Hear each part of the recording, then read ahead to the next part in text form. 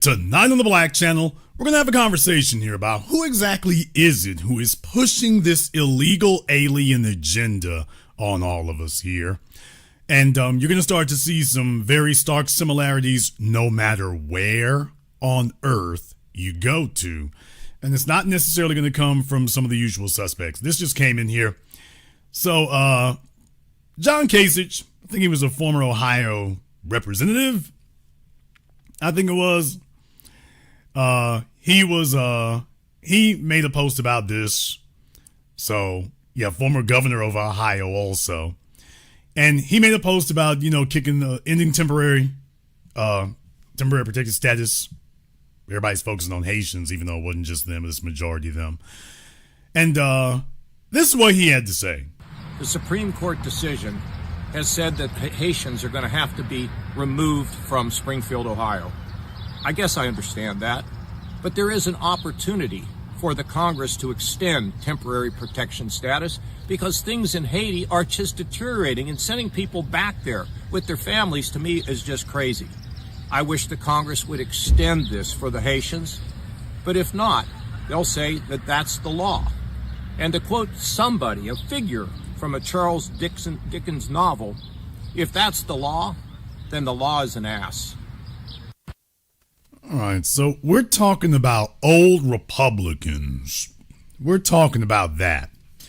And these are people who fought us and continue to fight us every centimeter of the way when we talk about the issues that they have inflicted on us right here on American soil, which I'm going to get into some of those details here as tonight's program goes on.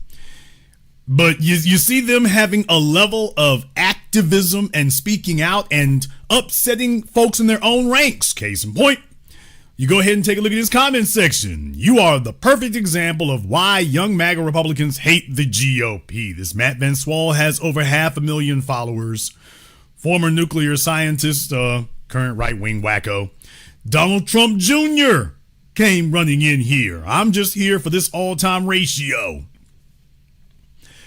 I mean, therefore I am. I bet you neither of your daughters live near Haitian migrants. Maybe we should send a few your way. Stellar idea when you think about it. You are exactly what's wrong with politicians in our country. You engorge yourself while selling out the rest of Americans, and you don't care because you won't be around for the consequences. So, needless to say, the comment section is not very happy with him here. The only thing Congress can and should do is focus on Americans. Your Haitians should have been gone exactly 15 years ago. What? So it says to you here that Obama grants Haitian illegals in U.S. protected status for 18 months. 18 months. This was back in 2010. 18 months. Bro, TPS stands for temporary protected status. These Haitians were supposed to be here 15 years ago on a short-term thing. Now you're crying that sending them back to their own chaotic country is some humanitarian crisis. So, needless to say, the comment section is eating up like catfish, but take a look at how strong he's standing on these issues. When he was in Congress, they didn't do this. None of these people who are standing up for illegals, even melanated illegals, not a word for the black legals. They spent decades fighting to undermine the black legals. There must be a strategy, people. There must be a method to the madness is what I'm telling you. That's not accidental. When you had us sitting here the whole time suffering these conditions that you have inflicted on us right here on American soil, and all these cities getting bombed out, all these cities getting gutted out and destroyed right here on American soil, and John Kasich did not lift a finger to help. As a matter of fact, he was one of the foremost there to go ahead and undermine. And yet when it comes to these foreigners, illegals even, all of a sudden you're first in line. Hey, they have to stay. And then you realize they're not where he is. Folks, there must be a reason. There must be a method to the madness, is what I'm telling you. That's not accidental. There must be a reason for it. So because I have my finger on the pulse of things here, I wanted to show you all that, by the way, I've been tracking this and following this. This is coming to you out of Cape Town. Quote, I've been employing Zimbabweans for the last 20 years. I'm sad that they're being taken out of the country. The reason we prefer Zimbabweans is because they're smart and hardworking. What? Damn! What? Oh, well, that sounds very familiar, doesn't it? Why don't we go ahead and play them in their own words? Employed people from Zimbabwe. I have employed people from Zimbabwe probably for the last 20 years of my life. Yes, it's very sad what is happening to these people being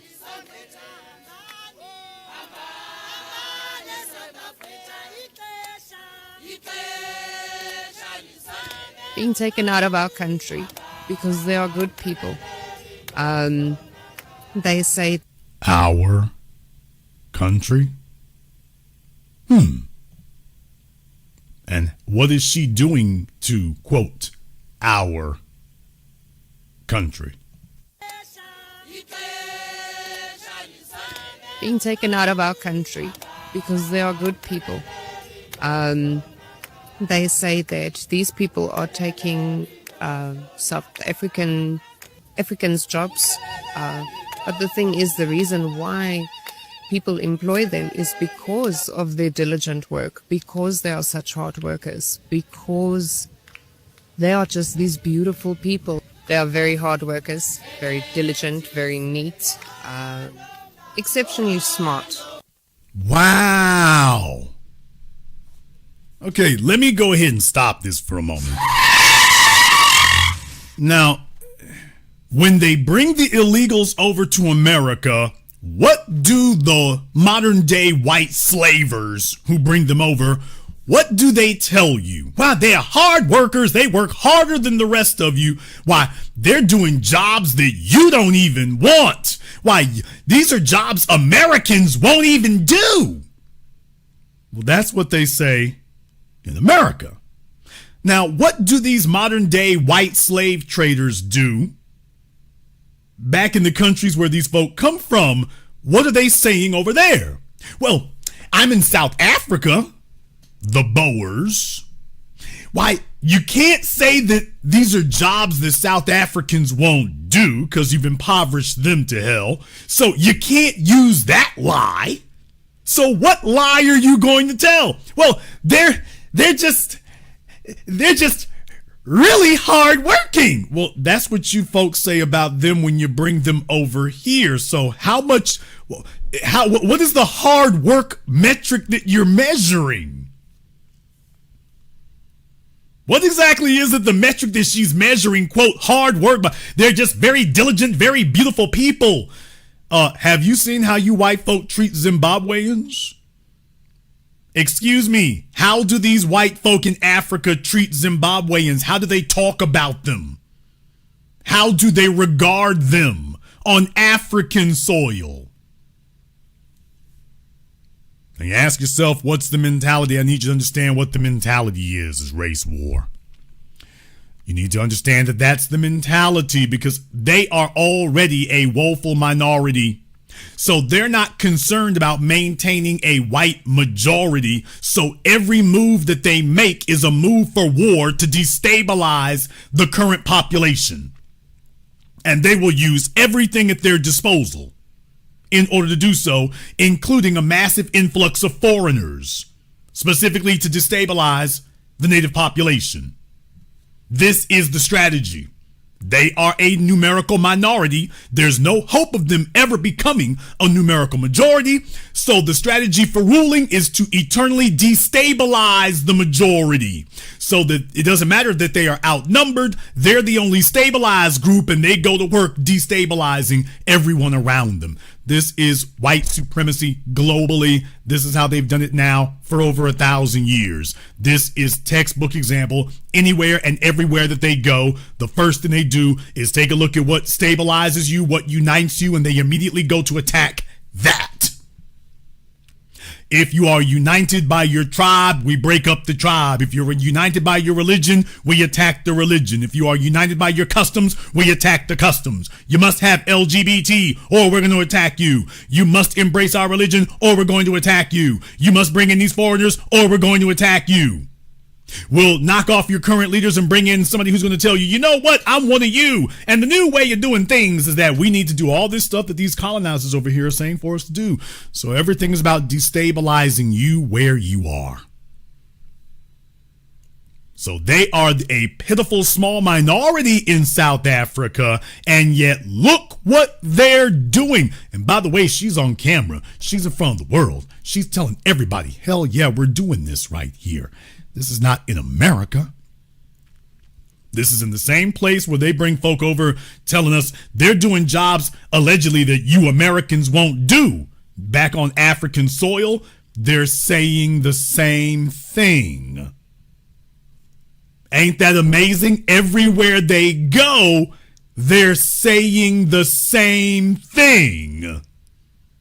The excuses they give in America, well, you couldn't use the jobs that they won't do, but they're saying everything else except that one, which really just means they're working for slave wages, if any wages at all. I'm not going to say whether or not Becky is getting her black mandingo on. What? We'll just leave that out of the discussion because she's talking about they're just beautiful, wonderful people. Okay. If you see a bunch of little light-skinned babies running around, you know exactly why she keeping them. But in any case, yeah, it doesn't matter where you go on earth. This is the strategy. This isn't just one person. So that tells you this is a white supremacist methodology. It is not accidental. It's deliberate, global. This is one of the means by which they intend to maintain white supremacy in power for the next 500 years. Oh yeah, and one more thing. They disregard all laws. People, you got laws against this everywhere. Every nation has laws against bringing in illegal aliens. And yet they completely disregard all laws. Because of course they are the law, even if they are in conflict with each other. Laws are something that apply to you. They make laws to enforce them against your black ass. They will immediately turn around and gleefully go to work, disregarding all laws. Using drugs is illegal unless you're white. Selling drugs is a felony unless you're white. Guns are illegal unless you're white. Strawman gun purchases, oh, that's gun trafficking unless you're Kyle Rittenhouse and you're white. And then they will all come together. This is the white supremacist part of it. They will come together as a system. She's not sitting in front of the cameras because she's an outlier. She's sitting in front of the cameras because she is part of the system, and the system will back her doing this, even on so-called African soil. This is the white supremacist part of it, when you have a system behind you that will back you. You cannot execute white supremacy as a lone wolf individual, as we've told you for decades. White supremacy is not an individual doing some off-code racist stuff. White supremacy is a system that will back you after you do it, or while you're doing it, or before you do it. Without that systemic infrastructure, white supremacy crumbles. Ain't that right, Chud the Builder? What? Ain't that right, Chud?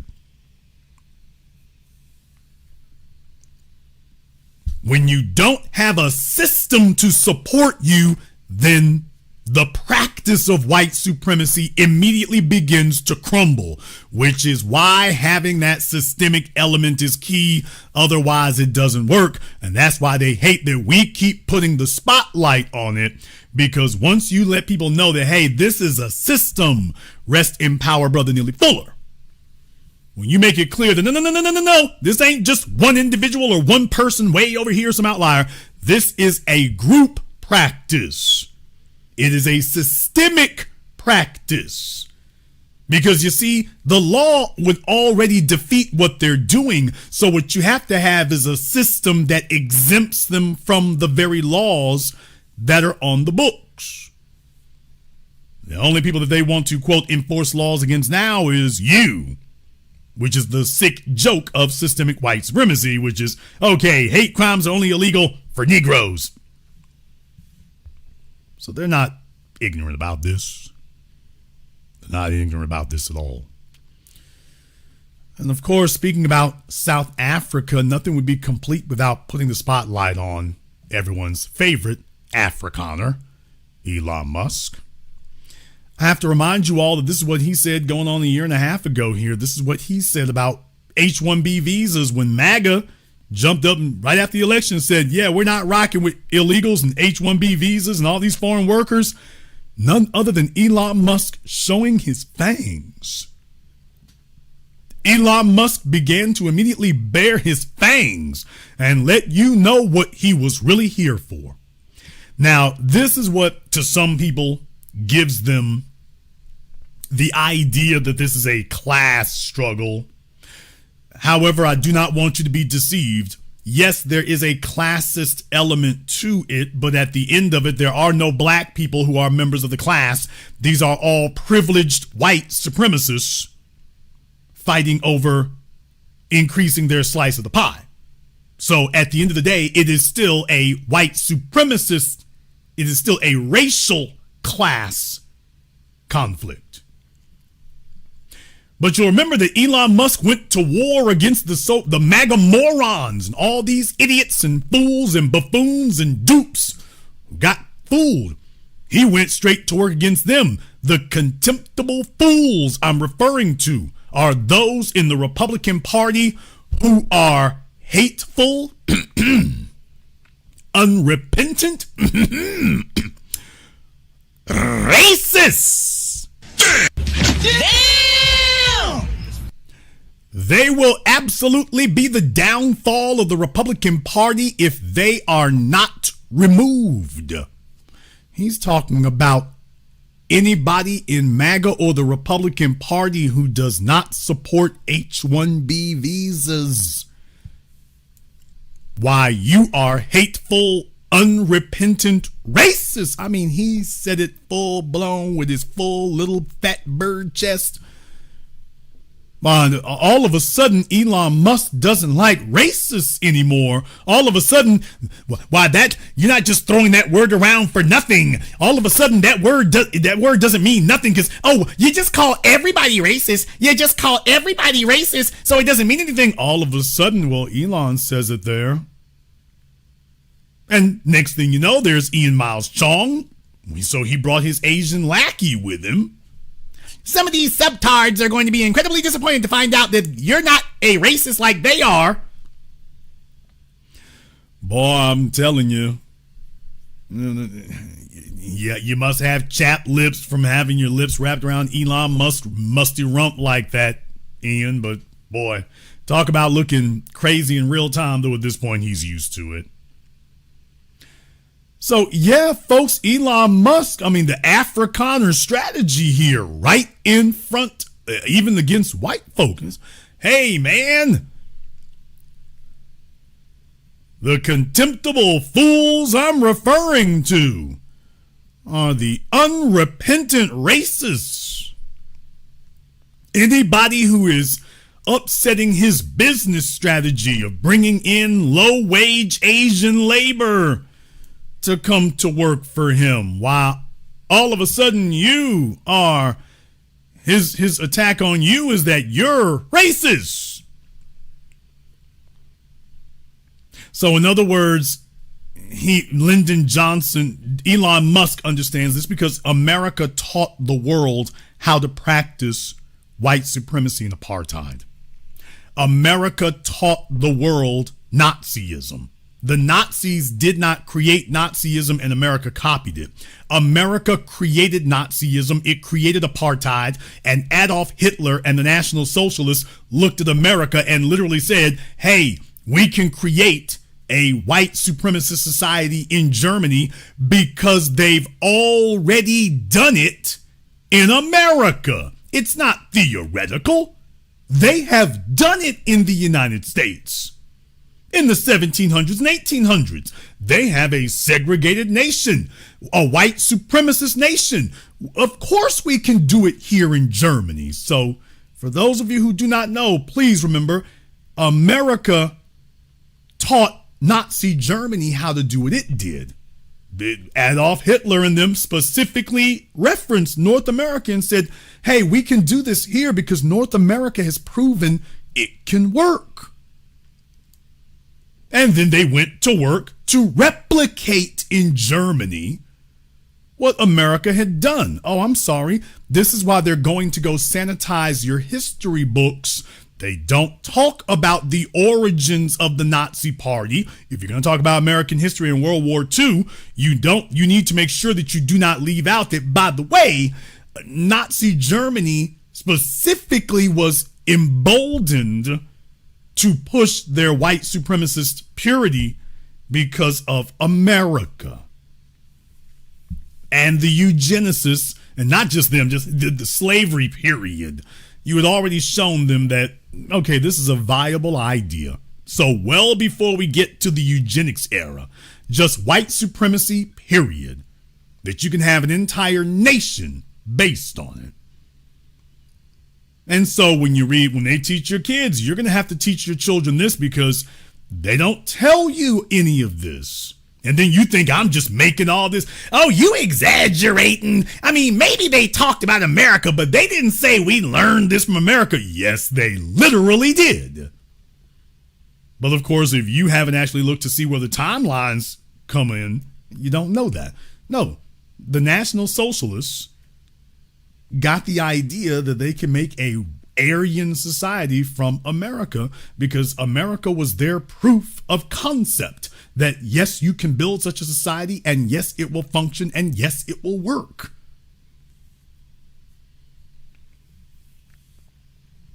And so Elon the Afrikaner Musk is sitting here on American soil in order to protect his wealth and to protect his ill-gotten gains. The Afrikaner is here appealing to the poor whites, the disestablished whites. Well, he's not going to give you any money. He's going to keep the billions for himself. He's going to contaminate your soil, overrun your cities. He's going to tell you about how bad people's morals are while he's racking up bastard kids all over the place. Oh, yeah, and a few trans children. What? Yeah, Elon Musk is telling you about the bad values of all these, quote, foreigners. And then when you take a look at his household, such as it is, when you take a look at his, quote, morals, this is Caligula trying to lecture everybody else about morality. It would be insane if it wasn't serious. It would be absolutely insane if it weren't serious.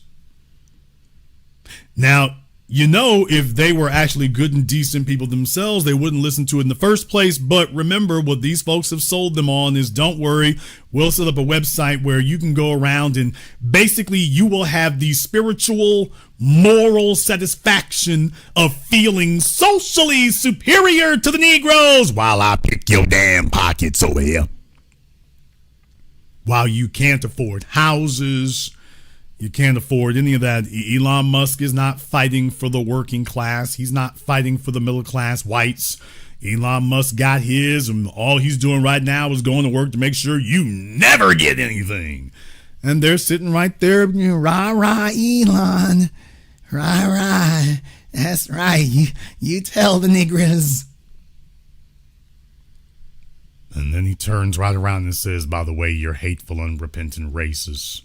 And they squealed for a little bit. And then that was it. That tells you something. So this is what you're dealing with here. These are the folks who are pushing the illegals. These are the folks who are pushing this, so I wanted you all to have an opportunity to see and focus on the face of it when you want to know who it is who's making it possible, because you can't have millions of illegals come to this country without the white establishment, not some underground. This has got to be overground. You can't have this happening without them facilitating it. I didn't just say enabling it, I said facilitating it. This is government policy. It's not an outlier. This is government policy. This is not backroom stuff. This is on the table stuff. We don't talk about that enough. Now, then you take a look around, and then you take a look around to see who in the world is defending these things and whatnot. And it isn't just the white establishment that is pushing the illegal alien agenda. It's not just them. Oh, there are others. There's somebody who's very unhappy about Megyn Kelly's recent remarks about all the Haitians need to get out. And I'll let her speak for herself. Hi, Sakpase. Staying silent in the face of racism and hate is something that I refuse to do. This past week, the lies that have been spewed about the Haitian community, about my community, have been disgusting, deeply hurtful, and dangerous. Now, this is not about politics. It's about humanity. We must condemn this kind of hatred, this kind of racism for anyone. I have always been a proud Haitian immigrant.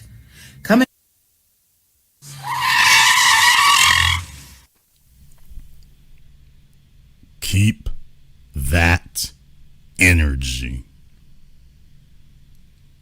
All I'm going to say in response to that is keep that energy. Don't let it go, because you won't be allowed to. Just understand that. We will not allow you to let go of that energy after this. So you gonna be handcuffed to it. For real, for real. This kind of racism for anyone. I have always been a proud Haitian immigrant, coming to America, working hard. That's what we do. Coming from gratitude. And I will not sit by and let people talk about my community in any way they want for their own gain. The power we have is the power to vote, to register and vote and stop this madness, this chaos. Haïtiens, c'est pour nous sortir, c'est pour nous voter, c'est pour nous register, c'est pour nous parler avec tout le monde que nous connaît qui ka vote. C'est là nous gain power. I am not going to sit by. It's just not okay to treat people like this. We're supposed to be uplifting each other. From our leaders to our neighbors. This has got to stop. And we have to do something about it. We can't just sit by. Thanks for listening. Register to vote. We have 50-something days. Go out and vote. We need to stop this chaos. We?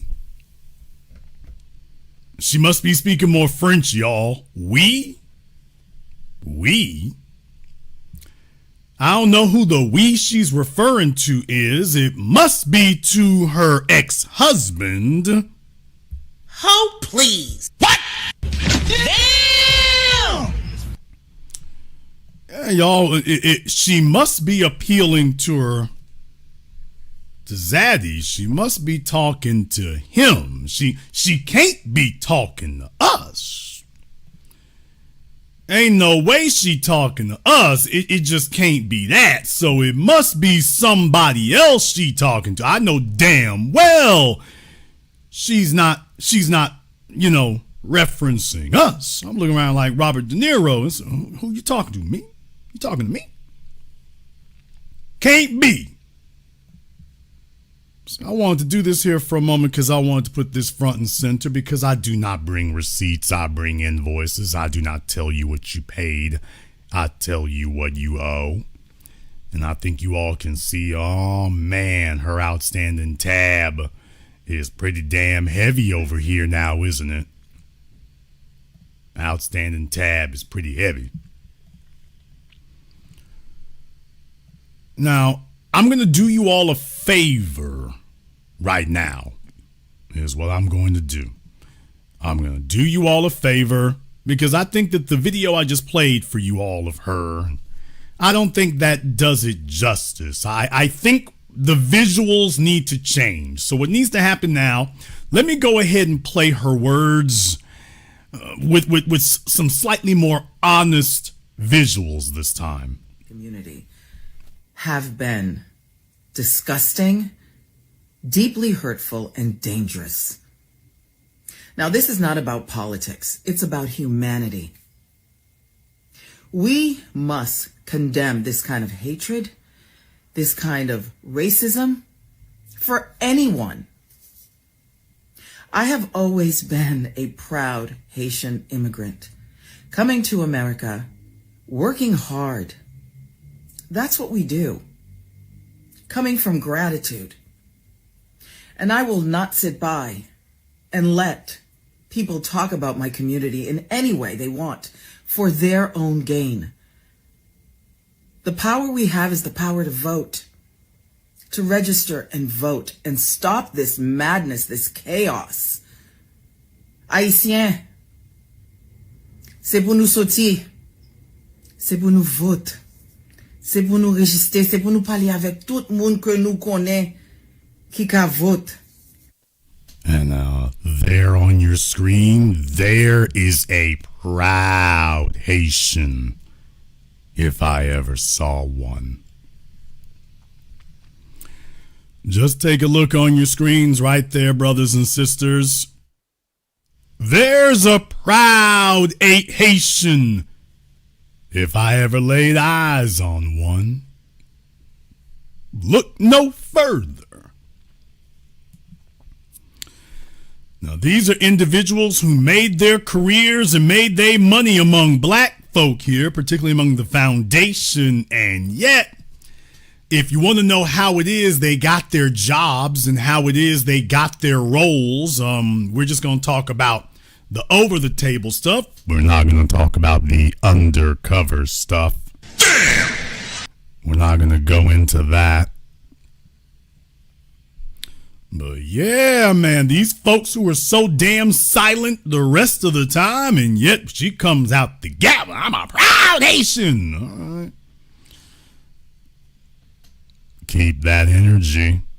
Don't let it go. You're going to need it. Keep that energy. Better hold on to it. Keep it. You're going to need it. Who's pushing this agenda? Who? Who is it that's pushing this agenda? Who's doing this? I've taken out some time tonight to show you all who's pushing the agenda and who's doing it. But it would not be complete if we didn't give you these 720 degrees of analysis you'll receive absolutely nowhere else. I want to take you out to Los Angeles here. I want to take you out to West Adams. And maybe if a white man says it, if I say it, if any of the black media says it, immediately folks put on their coon ears. Y'all niggas, y'all just be making stuff up. It ain't happen like that. You want to talk about what America has done to destabilize Haiti? John Kasich, you want to talk about the destabilization of Haiti? How about what you did to us right here?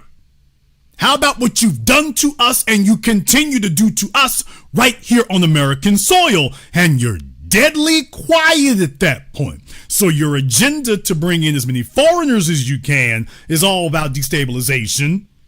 And then when that doesn't work, well, screw it. We'll just come in and take care of the dirty work ourselves. Don't know what I mean? I will let the realtor here tell you. West Adams, LA's first wealthy suburb and once one of the most prosperous black communities in the country. Until LA destroyed most of it in the 1960s to build the Santa Monica Freeway, causing mass displacement and decline. But now that it's become one of LA's hottest new neighborhoods, will its historic black community benefit from its resurgence or be displaced yet again? I'm LA realtor Tyler Neal. Let's dive in. In the late 1800s, as LA was exploding from a small agricultural town to a real American city, LA's early elite wanted to settle somewhere grand and quiet, but still close to the city, and found just that southwest of downtown in an area known as West Adams, which quickly became one of LA's wealthiest and most fashionable neighborhoods. As railroad executives, oil tycoons, and early silent movie stars built large Victorian, Craftsman, Beaux-Arts, and Revival-style mansions there. But by the 20s and 30s, wealthy white families began migrating to newer high-end neighborhoods, like Hancock Park, Beverly Hills, and Bel Air, which offered even bigger lots and more exclusivity. But as they left West Adams, they let the original racially restrictive covenants that had blocked black families from buying homes there expire, offering the black community an opportunity that until then was almost impossible in segregated LA: space and home ownership. And the area became one of the most important centers of black culture, wealth, and activism in LA. Oh, well, okay, so pull yourselves up by your bootstraps. You've been out of slavery for decades and a century and a half. Why are they not just working? This must be poor family values. Why these immigrants come over here and they just work so hard? The real problem is you all just want things to be handed to you. These immigrants come over here and they work so you all just never put in the work for it there. There's the issue. Uh-huh.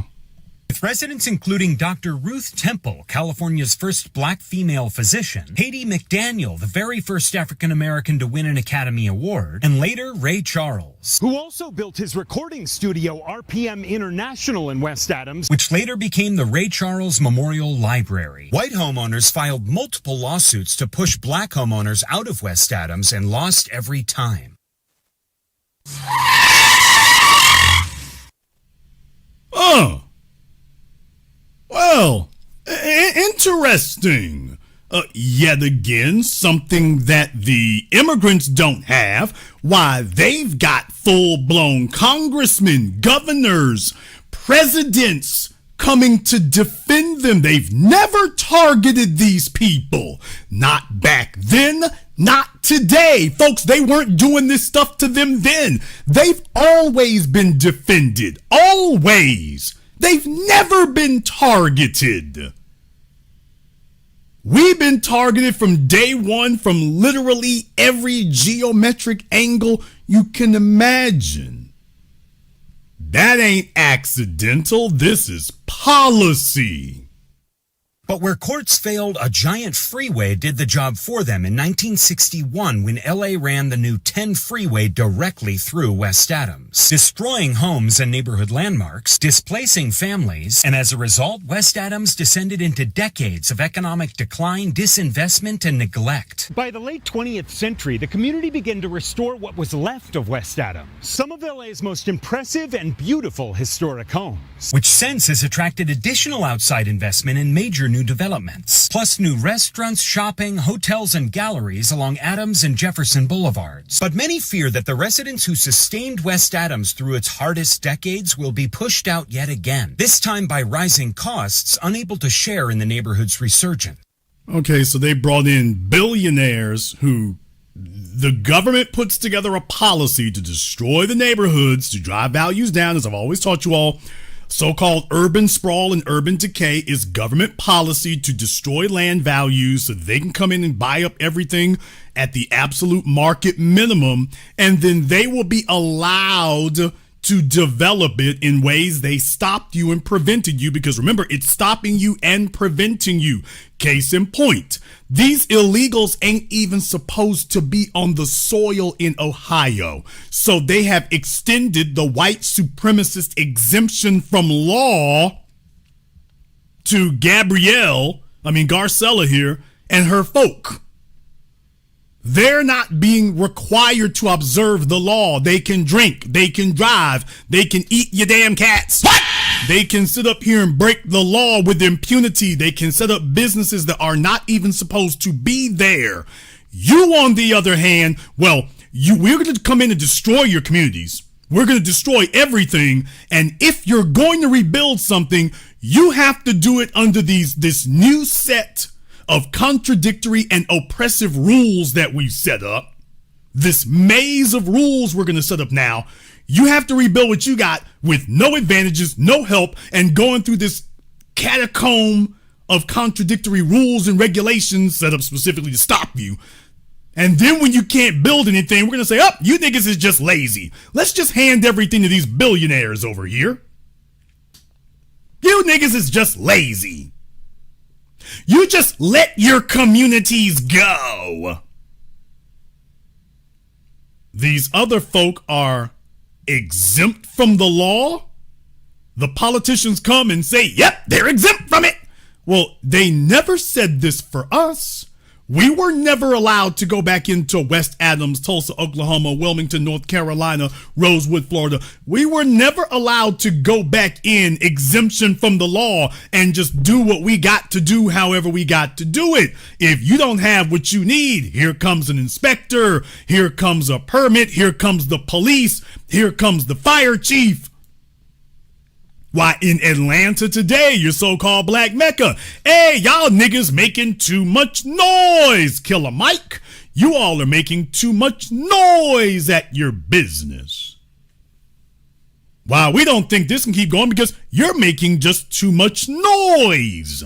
Noise is a problem. And then they pass an ordinance in Louisiana talking about, oh, if you launch rocket ships, that doesn't violate any noise ordinance. So we're making rocket ships exempt from noise ordinance. But if you Negroes have a nightclub and somebody's engine is too loud, with all the white kids with their raised up pickup trucks, well, that's okay. But you Negroes now.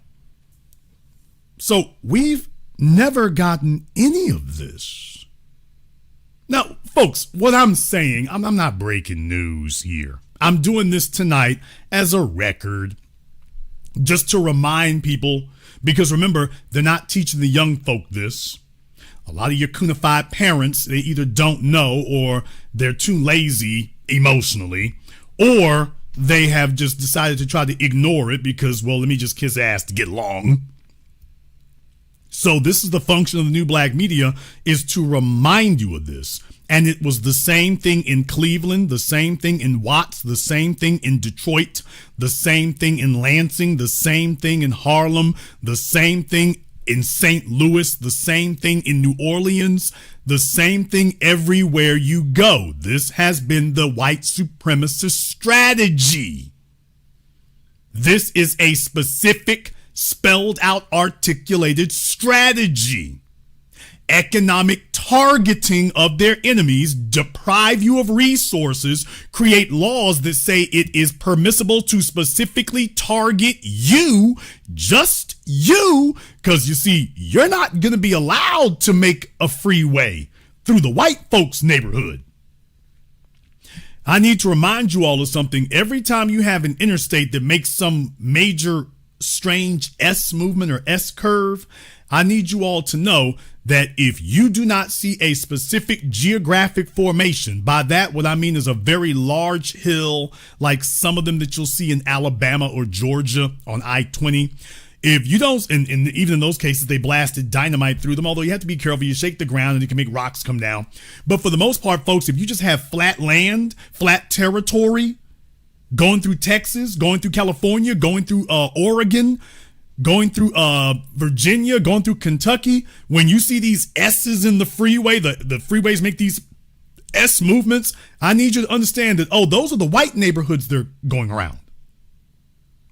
Oh, they're going around the white neighborhoods. Well, let's steer this freeway through some farmlands or something. Let's steer this freeway, hopefully through a black neighborhood. But otherwise, when they put the track down, point A to point B, they make sure that your black neighborhoods are directly in the middle of between point A and B. And we're going to drive that damn thing straight through them. So there'll be some curves, but those curves will only be to evade white neighborhoods. With a black neighborhood, oh no, we're specifically building this for you. And people, I'm being kind with the freeways. The freeways, the airports, the subways. Go and take a look at where your airports are. Is right here in my city of Shreveport, Louisiana. Shreveport Regional Airport was literally dropped on top of Moortown, settled by the descendants of the slaves. They specifically targeted that, and everywhere else you go, same damn thing. It's not accidental. Every damn elsewhere you go, same thing. So we have been systemically, consistently, consciously targeted year after year, decade after decade, and it continues to this day. And yet these same congressmen, former congressmen, governors, and everything else, why they're going to bat for illegals who shouldn't be here, and to this day haven't stood up to say a word about what they have done to us right here and continue to do to us right here. And the reason for it is I want you all to understand, Brother Neely Fuller taught us this, rest in power. White supremacy takes both sides of the argument. They take both sides of the argument. They take both sides of the discussion. They position themselves on both sides of it. So whether you are pro-illegal alien or anti-illegal alien, they position themselves to try to make sure that the end result is steered toward white supremacy. Now, what Brother Neely Fuller did not explain, but I want to articulate for you all, is that what they try to do is they try to position themselves on both sides of the argument so that they can present you with a phony, false solution. In the chat room, I'm explaining it to you. They position themselves on both sides of the argument so that no matter which way you go, they will be in position to present you with a phony solution, with a false solution. So this is why Elon Musk is sitting up here taking both sides of the argument. He sits up and tells you we need to stop illegal aliens. Then he tells you that you are a hateful, unrepentant racist if you don't support his illegal aliens. Did you get that? Yeah, you're a no good woke socialist if you support illegal aliens. They're invading the country, unless they're his illegal aliens. Well, then he's all in favor of it, and you're the hateful, unrepentant racist. He's literally proving what Neely Fuller said was correct, literally taking both sides of the argument.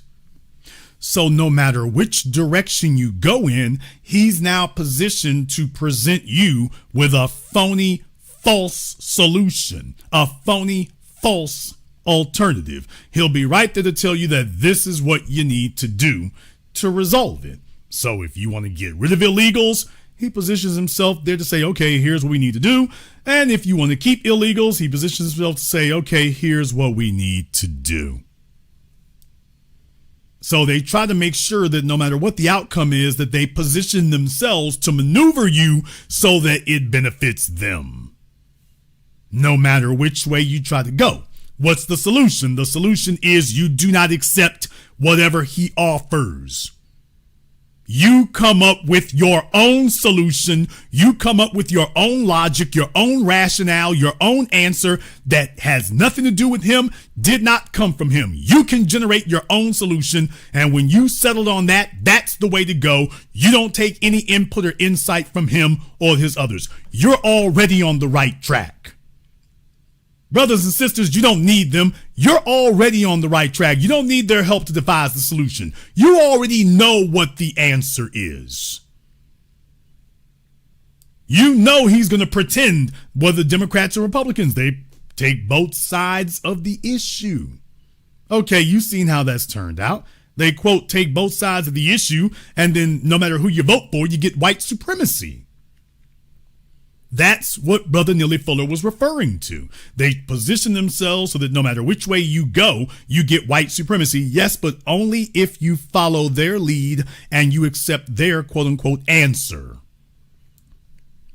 They've taken both sides of the issue. You say, okay, well, I'm against the illegals. Oh, good. Vote Republican. And then the Republicans tell you, all right, now, Birdman hand rub. All right, now, here's how we're going to deal with the illegals. Okay. First, we're going to let the farmers keep them here. Wait a minute, that's not what we just talked about.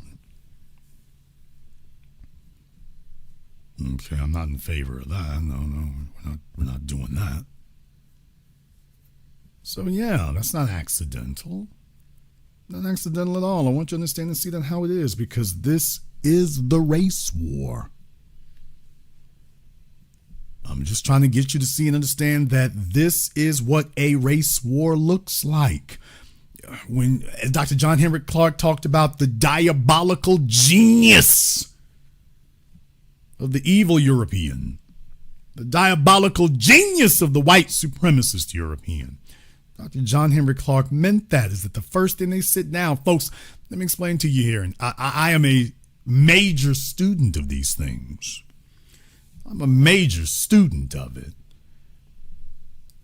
I'm not going to go into tremendous detail tonight, but do you understand how many centuries that they have committed to the process of learning how to manipulate whole masses of people without going to physical war against them? Once you seize power, how do you maintain it? How do you move the chess pieces? You talk about chess. People, you do understand that chess was a necessary, essential skill for you to learn. Robert Greene from the 48 Laws of Power had to remind you here that what they did was that the aristocracy was allowed to learn these things. Only the aristocracy was allowed to learn chess and be taught chess. Because what they understood was that if people really understood what chess was, that chess isn't just about physical moves, it's actually about how these physical moves affect things psychologically. There's layers to this.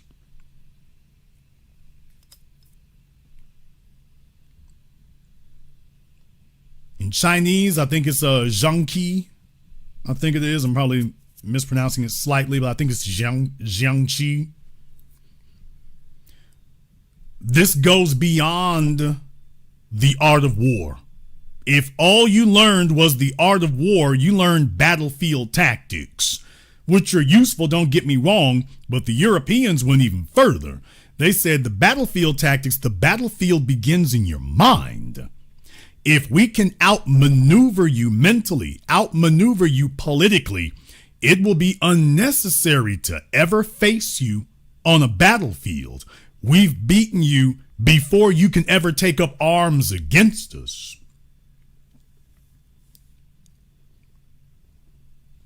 So when you talk about Machiavelli's The Prince, he wrote that in exile. Machiavelli was in exile when he wrote The Prince, for those of you who don't know. He was trying to get his end back in when he wrote The Prince. And what was The Prince? The Prince was a never-ending textbook of how it is that you seize power, maintain power, exclude people, how much weight you can put on the people and how much you shouldn't, what of the people's belongings to touch that you can get away with and what you better not touch or it sets off revolt. So he was advising of exactly how far you could push things before you set off an explosion. In other words, maximizing, or Elon Musk would call it optimizing, your profits and benefits. So they want to know the maximum amount of pressure you can put on, the maximum amount of deprivation you can lay down, the maximum amount of pressure you can apply. He was teaching how to do that. When you have Napoleon Bonaparte come along, once again, one of these beneficiaries of the aristocracy. So teaching people power is a very dangerous game. It is extremely dangerous because once they start realizing that battlefields begin between your ears long before they ever take place in the real world, if masses start to realize this, or if the wrong individuals among the masses realize that, you're in trouble. This is why you have aristocracies. You have aristocracies specifically to control information. The battlefield is information. Now, we say information today. Back then, they would have said knowledge. You build cities where there's water and arable land. And yeah, we get all of that, but the real ultimate resource is knowledge. If you can prevent others from having it, whether it's the Aztecs or the Europeans, if you can prevent other people from having knowledge, you can master them. Simply because of what they don't know, and there'll be all kinds of little nuances that they don't know. Now, when you start setting up a system where you say, okay, we need everybody to have rules of the road, so everyone needs to follow these rules so that we're not stepping on each other's feet. Okay, now I've maneuvered you into compliance. You can get what you want. I just need you to follow this step and this step here, just so we're not stepping on each other's feet here. Because otherwise, we have to break down into fisticuffs. And do we really want everything to start with folks slugging it out with each other? So why don't we just establish some rules first? Everyone agreed to abide by these rules, and we don't have to worry about unpleasantness like folk getting punched in the face or shot or something else, because that is not just bad for business, it's bad for society. We can all agree on that, can't we? Both sides of the argument.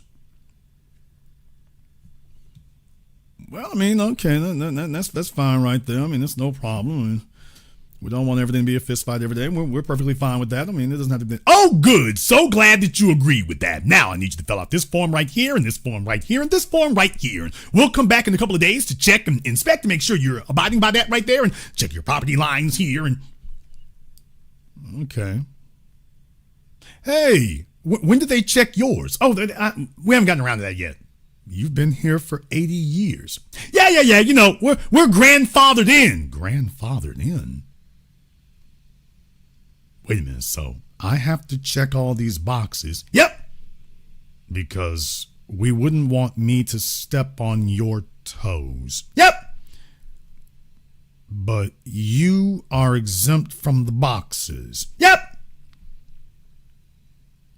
We should come back and review your boxes. Nope. Not necessary. Hi, my name is Cliven Bundy. My cattle are grazing on federal land, and I'll shoot you if you try to stop me. What? And Fox News will come to my defense, and all the right-wingers and MAGA maggots will come to my defense. Now, you Negroes, you're just freeloading. Some of you are going to be saying to yourselves, well, Jason, you're going too far. Jason, it's not really like that. I mean, you're kind of, we know there's a point you're trying to make, but you're really kind of exaggerating it, aren't you? You're really kind of exaggerating this a bit far in your attempt to make your point there, aren't you? It's not really that far and that serious there, is it? Actually, no. I'm not exaggerating. Actually, no. I'm not taking it that too far. And that's exactly what it is. And you know what? I've brought some more receipts for that. I brought more invoices. And not from ancient times. I'm talking about right up to date. I will show you live and in living color. Before I do, I want to thank everyone who has contributed to support tonight's program on PayPal, Super Chat, Venmo. Shout out to Karen. I told you all that I was the greatest of all time. I told you today I'm still the greatest of all time. Thank you very much for your support tonight, sister. We appreciate that as always. To my man, Mr. Richburg. Thank you very much for your support tonight here, brother, as well. To Arthur Akello, Zabu, assistant to the HNIC, and to all the rest of you who have joined us here for tonight's program. To Walter, Vincent, everyone else here, thank you very much for your support. Leonard, we're going to go ahead and take a very brief commercial, non-commercial break. When we come back here, folks, believe me, they are going to stand by injustice openly. You can have it on video. You can show it whatever you want to. They are going to stand by it. And we want to document that so that when we start running them over, everybody knows we were in the right to begin with. We're not the ones disregarding the law. They are. Right after this very brief commercial, non-commercial break, this is the Black Channel. Be the teacher, knowledge on the block. Got the kids learning, minds open like a lock. Books and skills from the east to the west. Bringing education, yeah, we're simply the best. Classes on fire, brains burning with desire. Innovation driving like a tire through the mire. Math, science, history, we got the whole range. Kids hitting new heights, teachers making a change. Used to be the teacher, stacking up the grades. Future bright shining, no need for no shades. Got the youth thriving, moving up the ladder. Smart and sharp, brains growing fatter. Lessons so lit, yeah, they stay ablaze. Every mind sharp like a sword in the haze. Mr. B in the house breaking knowledge chains. Education kingpin, we repping the gains. Who used to be the teacher?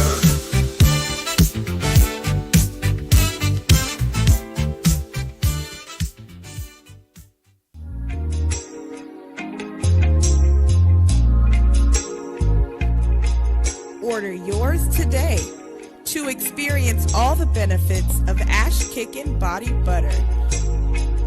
With skin so smooth and soft, you'll thank us for it. Shop Ash Kickin' online. That's ASHKICKIN.com.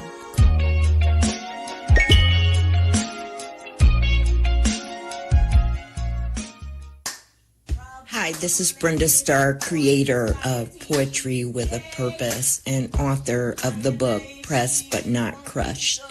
Pressed But Not Crushed is an anthology of political poems that address current and historical issues in American descendants of slave population and African American population.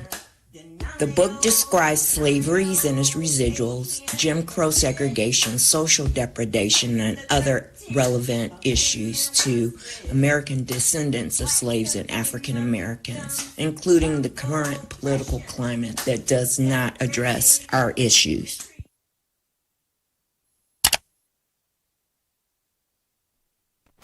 This is the Black Channel. I am your host, your brother, your humble servant, the Black Authority. Very glad to be with you all here again. Let's go ahead and check on a couple of things here as well. I want to show you. Now, I just want to give you fair warning here in advance. This is not just about general foolery. It really isn't. It really isn't. But there are a couple of things I do want to check on here. You got to be careful about some of these news outlets out there. Got to be careful about some of these news outlets out there because I'm not really clear about this. Russia Today. You're not helping yourselves, RT. This is from RT. Oh, man. Wife says final goodbye by twerking over husband's casket to Reggae Beach.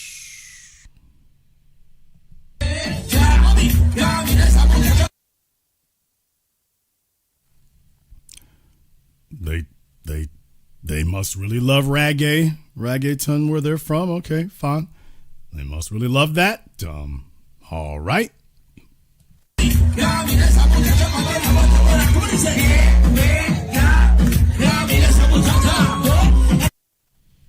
Okay, just in case you thought that they were lying about it, I just thought for a moment there, I'm sure some of y'all thought that some of your weddings or funerals were a little out of line.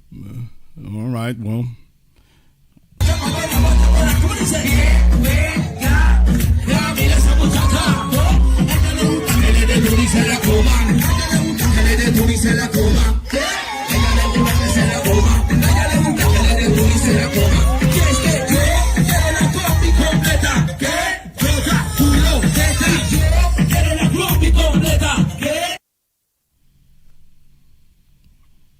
And I mean, I want to start by saying no disrespect with anything I'm about to say next, because obviously people are dead here. I want to start by saying no disrespect, but then I'm taking a look at the folk at the funeral. I'm like, oh, I'm the most respectful person in the room. Is the issue right now is I'm the most respectful person in the room, and I'm not in the room, but yeah, I'm like, were all these his female kinfolk or female family members or whatever? I mean, hey, look, if that's what he liked, I can only imagine if she offered it, if she married him, then she must have some insight into it, I guess. But man, oh man. Hey, Jamaica, y'all better come and try to reclaim your stuff. Now, if you go into the comments section, by the way, if you go into the comments section here, when you go in the comments section, oh boy, this does not apply to European Spanish speakers. Delineation much? Damn! Okay, so when we do it, folks want to jump up and criticize us, but by the way, he went straight to work delineating, didn't he? First comment said, wait now, don't lump us in. You know, that's why I showed you who he was first here. He's got an axe to grind. He wants to let you know, hey, this does not apply to European Spanish speakers. So he went straight to work to say, hey, they not like us.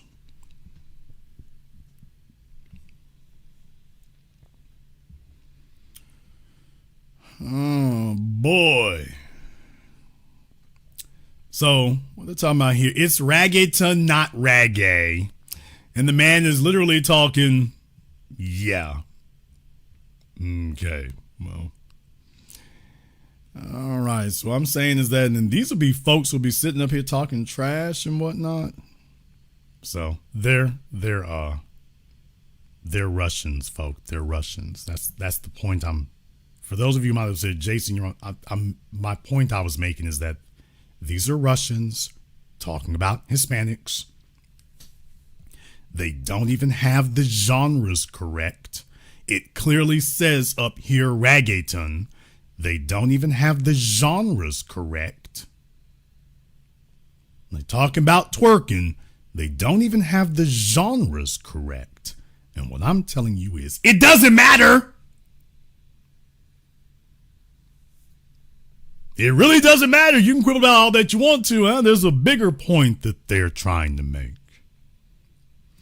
They're making the point that they don't even have to be accurate, is what the point they're making. It's about what they don't have to do. And also to show you that everybody else is on code. Everybody else is on code. Now, the reason I'm bringing this up is because many of the folks here, we know a whole bunch of Latinos, and you go to the gas stations today because of all the illegals that Joe Biden and Barack Obama and the others brought over here and whatnot, and you can't get away from them playing that mariachi music and everything else. It's like, okay. And then they hung around us long enough and then said, oh, let's make this thing a little bit more palatable. Okay.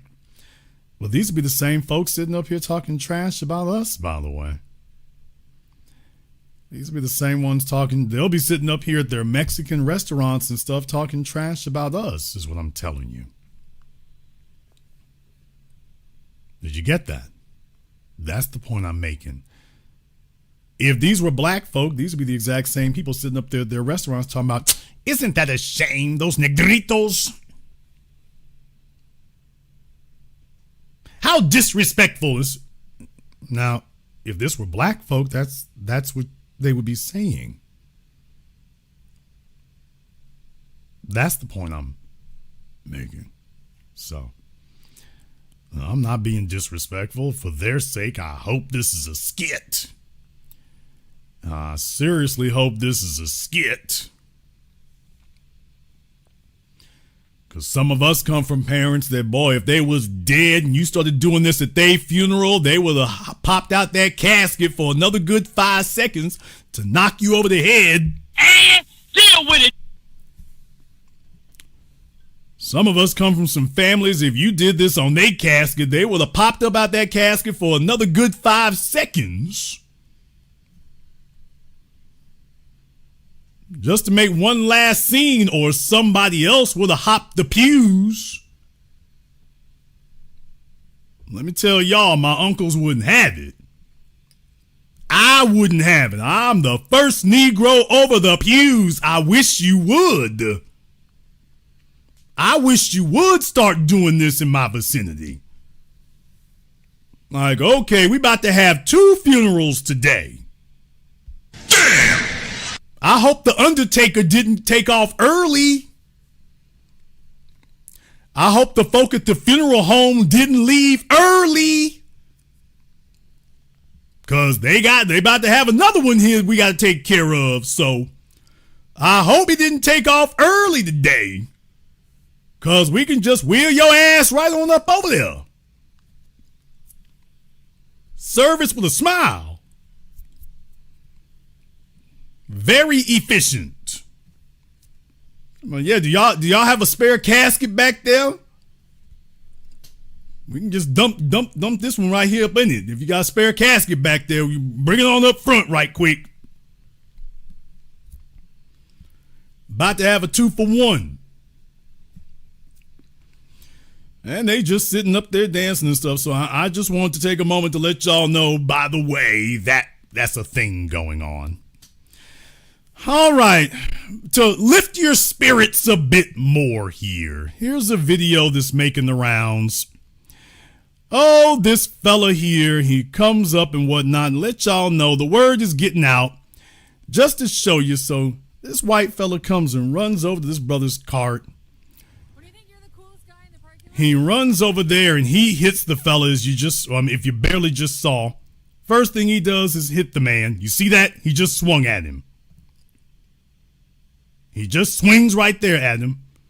Even in the golf cart, he's ducking from it.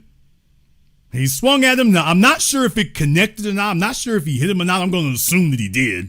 I'm going to assume that he actually hit him. I'm going to assume that he actually struck him. So he hits the brother. And old boy is like, okay, man, back up. He wouldn't do it. I'm not going to play the audio because they start playing AC/DC, I think, Back in Black. Yeah, I think they start playing AC/DC Back in Black. Yeah, I think they start playing AC/DC Back in Black. For all my AC/DC heads. Parking lot, and then this guy shows. Well, he chose the right one. He chose the right one. And old boy was like, let me give you this 2-piece right quick. I was the groundskeeper, but now I'm working the drive-through window. So let me give you this 2-piece with this Baconator. Let me give you this 2-piece with this Whopper. So you had a chance to leave. Let me help neutralize the threat. He wasn't ready for it. Oh, the threat looks like he's getting ready to get back up. Bad idea. Bad idea. You might want to just stay there on the ground for a little bit and sleep it off. Bad idea. Now he wants to talk in politic. Now, he was swinging at folk at the beginning. This is how you have to deal with colonizer mentality. At the beginning, he didn't want to talk. He's sitting up here. I'm going to use my fist to talk with. It doesn't take much. This is why they want gun laws, people. Now, they want you to give up your guns, but this is why they want gun laws. Because if it comes to knucking up on the streets, this is going to be the nightly news. If it just comes to knucking up on the streets, it's like, oh, ain't no issues there. You really don't want the race war. You really don't want it. Now he's on the ground trying to politic and negotiate. When he was standing on his feet and could have just been civil, he wasn't interested. But once he got knocked on his ass, now he wants to politic and negotiate. Here comes the big fat white woman back here and whatnot. If she ain't here to come pick his ass up, she need to get on. Don't be telling the brother what not to do. But now he's on his ass. He wants to politic and negotiate. Oh, he's got some civility now, don't he? Oh, man, he's civilized. Now he wants to talk. Okay. Now, folks, you would figure that this video is very cut and dry. And it is. Somebody in the chat room said Glass Joe. What? Damn! Mike Tyson's Punch Out. Somebody said Glass Joe. Now, this video speaks for itself. Very obvious what occurred. Okay, this is not a situation where, oh, we don't have clear-cut video. We don't know what happened. We're not aware of what occurred. You can see exactly what occurred here. Now, you would figure this is cut and dry, no room for argument. Next issue. Wait. Go down into the comments section.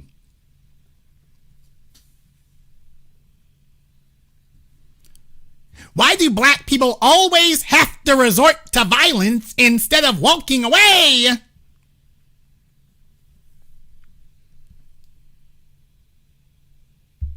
Nigga, what? Uh-huh. Yeah, you thought that was novel. You thought this had something to do with, was there a clear video or we didn't actually get to see the events. You thought that this was a response to that. You saw the video, he's seen the video just like you, and this is his response. So what it tells you is that he does not respect your right to live. Please understand what is coded in there. He doesn't respect your right to live.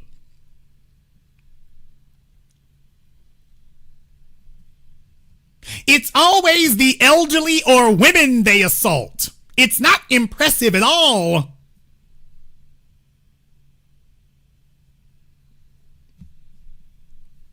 Now, folks, you see the exact same video I showed you. He very clearly swings on this black man. You see that. He very clearly does that. And yet, when they get done talking, you're still the assailant. You are still the problem. So what they're telling you is it has nothing to do with what happened. This is white supremacy. You are guilty of being black. And if a white person decides to assault you, that's not the crime. You stopping them, that's the crime. If the black guy were Chud and the white guy was black, Chud would have pulled a gun and his fans would have said it was justified. I'd like to know if the Chud supporters who protested on behalf of the guy in the golf cart, if he pulled a gun on the man who attacked him, well, very good point when you consider what they're up here saying. Just to let you all know, that's what they're doing there. That's exactly what they're doing. So I thought the comment section, if y'all want to check that out, you can go ahead and do that. I did that just to let you know the white supremacists, they don't say those things because they're because they're true statements. That is the white supremacist response to anything. All they want to verify is, was a white person involved and was the other person not white? Immediately take the white person's side. The black person, whatever you do is, quote, excessive. If a white person assaults you, you were a threat. If you defend yourself, even from a white person who clearly assaulted you, you're excessive. Well, yeah, I mean, I have a right to defend myself. You do, unless you're excessive. Excessive? Who defines whether I was excessive? I do. And I say you were excessive. So you're saying I don't have the right to defend myself, which is the point they're making. If you're going to say that it's excessive to defend yourself, they're saying you don't have the right to defend yourself. You can defend yourself as long as you don't take it to excess. Then I don't have the right to defend myself, according to you. That's why I'm telling you all, fortunately for us, we do not get our rights to defend ourselves from man. We get our rights to defend ourselves from God and the universe. You don't get it from a man. Now, this brother was well within his rights to tell the suspected white supremacist there, you better stay on the ground, and if you attempt to stand up, I'm gonna level you again. Like Mike Tyson in his early days. I'm telling you, no, it's a hot ass asphalt. You gonna sit down there and cook for a minute. If you attempt to stand up again, I'm gonna lay you out. I have decided if you attempt to stand up, you are a threat. The last time you were on your feet, you were a physical threat. If you attempt to stand up again, I will make sure that you're not a threat. So you got two choices. You can sit voluntarily or you can lay down involuntarily.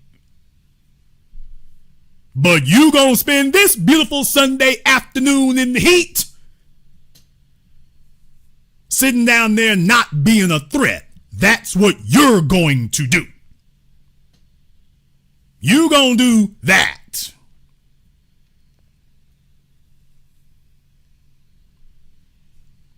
And to all my brothers and sisters out there, you give the white supremacist trash in the comment section something to complain about and whine over. And deal with it.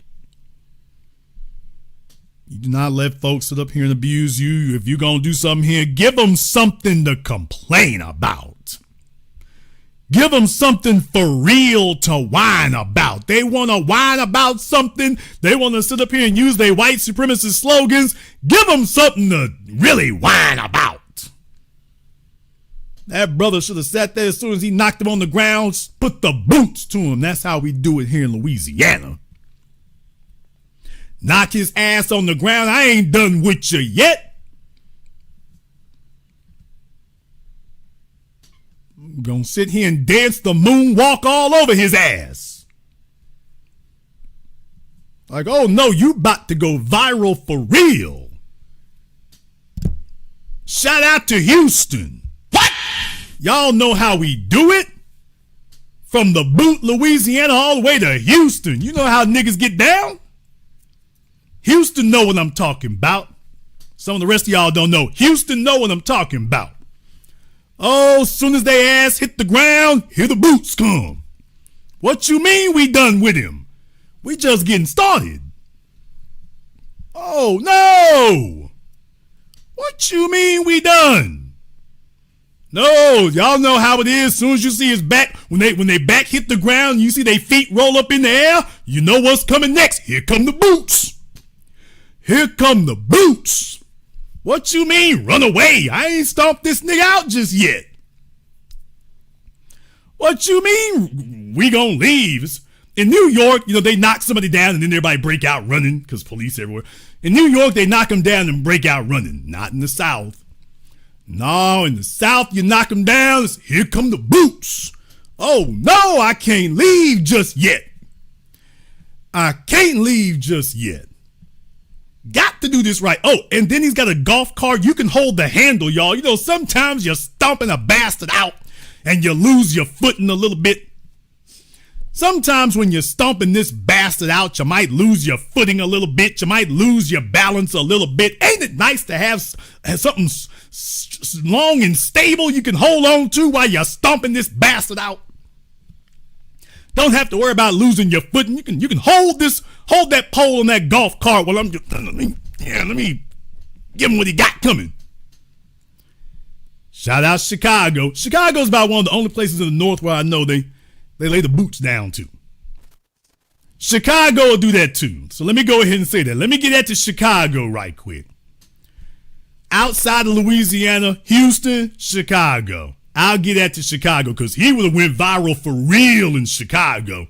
That would have been it. Everybody in Chicago would be like, brother, don't do it. You only hit him twice? That was it? In Chicago, they'd be like, that's all you did? They'd be looking at him with shame. No, you can't be on the south side or west side. It's like, okay, why ain't you put the boots to him? Everybody would have said the same damn thing. Why ain't you put the boots to him? So in Chicago, yeah, that's the other place. They'd have been, Timberlands would have been moving. They would have been moving. He got off so lucky. He got off so lucky. He know that. If he doesn't know, he needs to be aware. Dude, you got off so lucky. So damn lucky. He would have had boot prints all up and down his damn head. They sitting up there. I'm talking about holding the golf cart and just juking on him. And I'm just letting the rest of y'all know, if you ain't taught your kids that, you need to. You know why? Because in Louisiana, we teach the children when they go down, you make sure they stay there. We don't play with them like that. We show them when they go down, you make sure they stay there. And that sends a message to all the others who think they white supremacist slogans gonna save them. Hey, bruh, you sitting on the internet talking stupid. How's this working out on the street is the real question. You can talk all you want to. You can try to promote them lies all you want to. Okay, y'all can put Carmelo Anthony in jail. We still laying them down. So you can talk that garbage on the internet all you want to. What's happening out here on this pavement? In case you didn't notice, we ain't slacked up on the damn thing. What's happening out here on this pavement? So sit on the internet and circulate your garbage all you want to. As you can clearly see,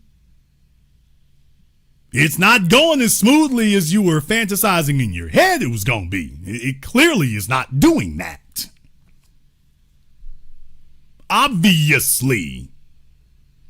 So if you thought you were going to send a chill through the air and scare folks and whatnot, even when nobody's got the white guy is assaulting him, nobody hit him with a so-called weapon, and they're still defending. It's like, okay, y'all come out and just be naked. It's about white supremacy. And can you talk black folk into not defending themselves? We're going to put you in jail if you defend yourself. It's like, okay.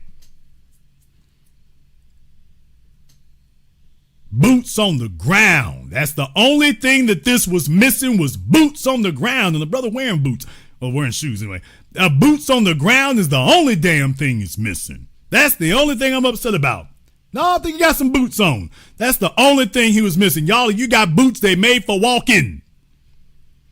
Should have walked all over his ass.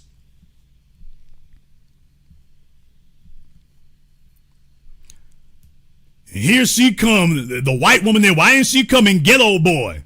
She's yanking out her damn phone. Why the hell didn't she have it already? When black folk handling business, here's somebody, y'all doing too much now. Wait a minute, stop now. Black folk can be sitting up here getting beat down by police. They can shoot you in the back 12 times. Nobody comes running up to my, hey, stop, don't do him like that. But black folk is just, they sitting there watching and recording. Oh, forget that. I need y'all to understand, no, when they go down, make sure they stay down. See, there's the real issue right there. Is folks got us messed up, man. They got us messed up. They confusing us with other people or not confusing us necessarily.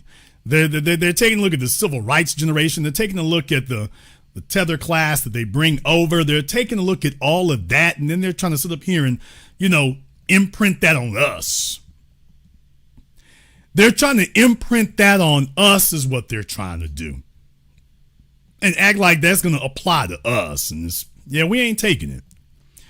We're not taking it. So everything starts becoming about an education effort is what it starts becoming there. It starts becoming about an education effort. So that's the real thing right there. And we're very, very good about that.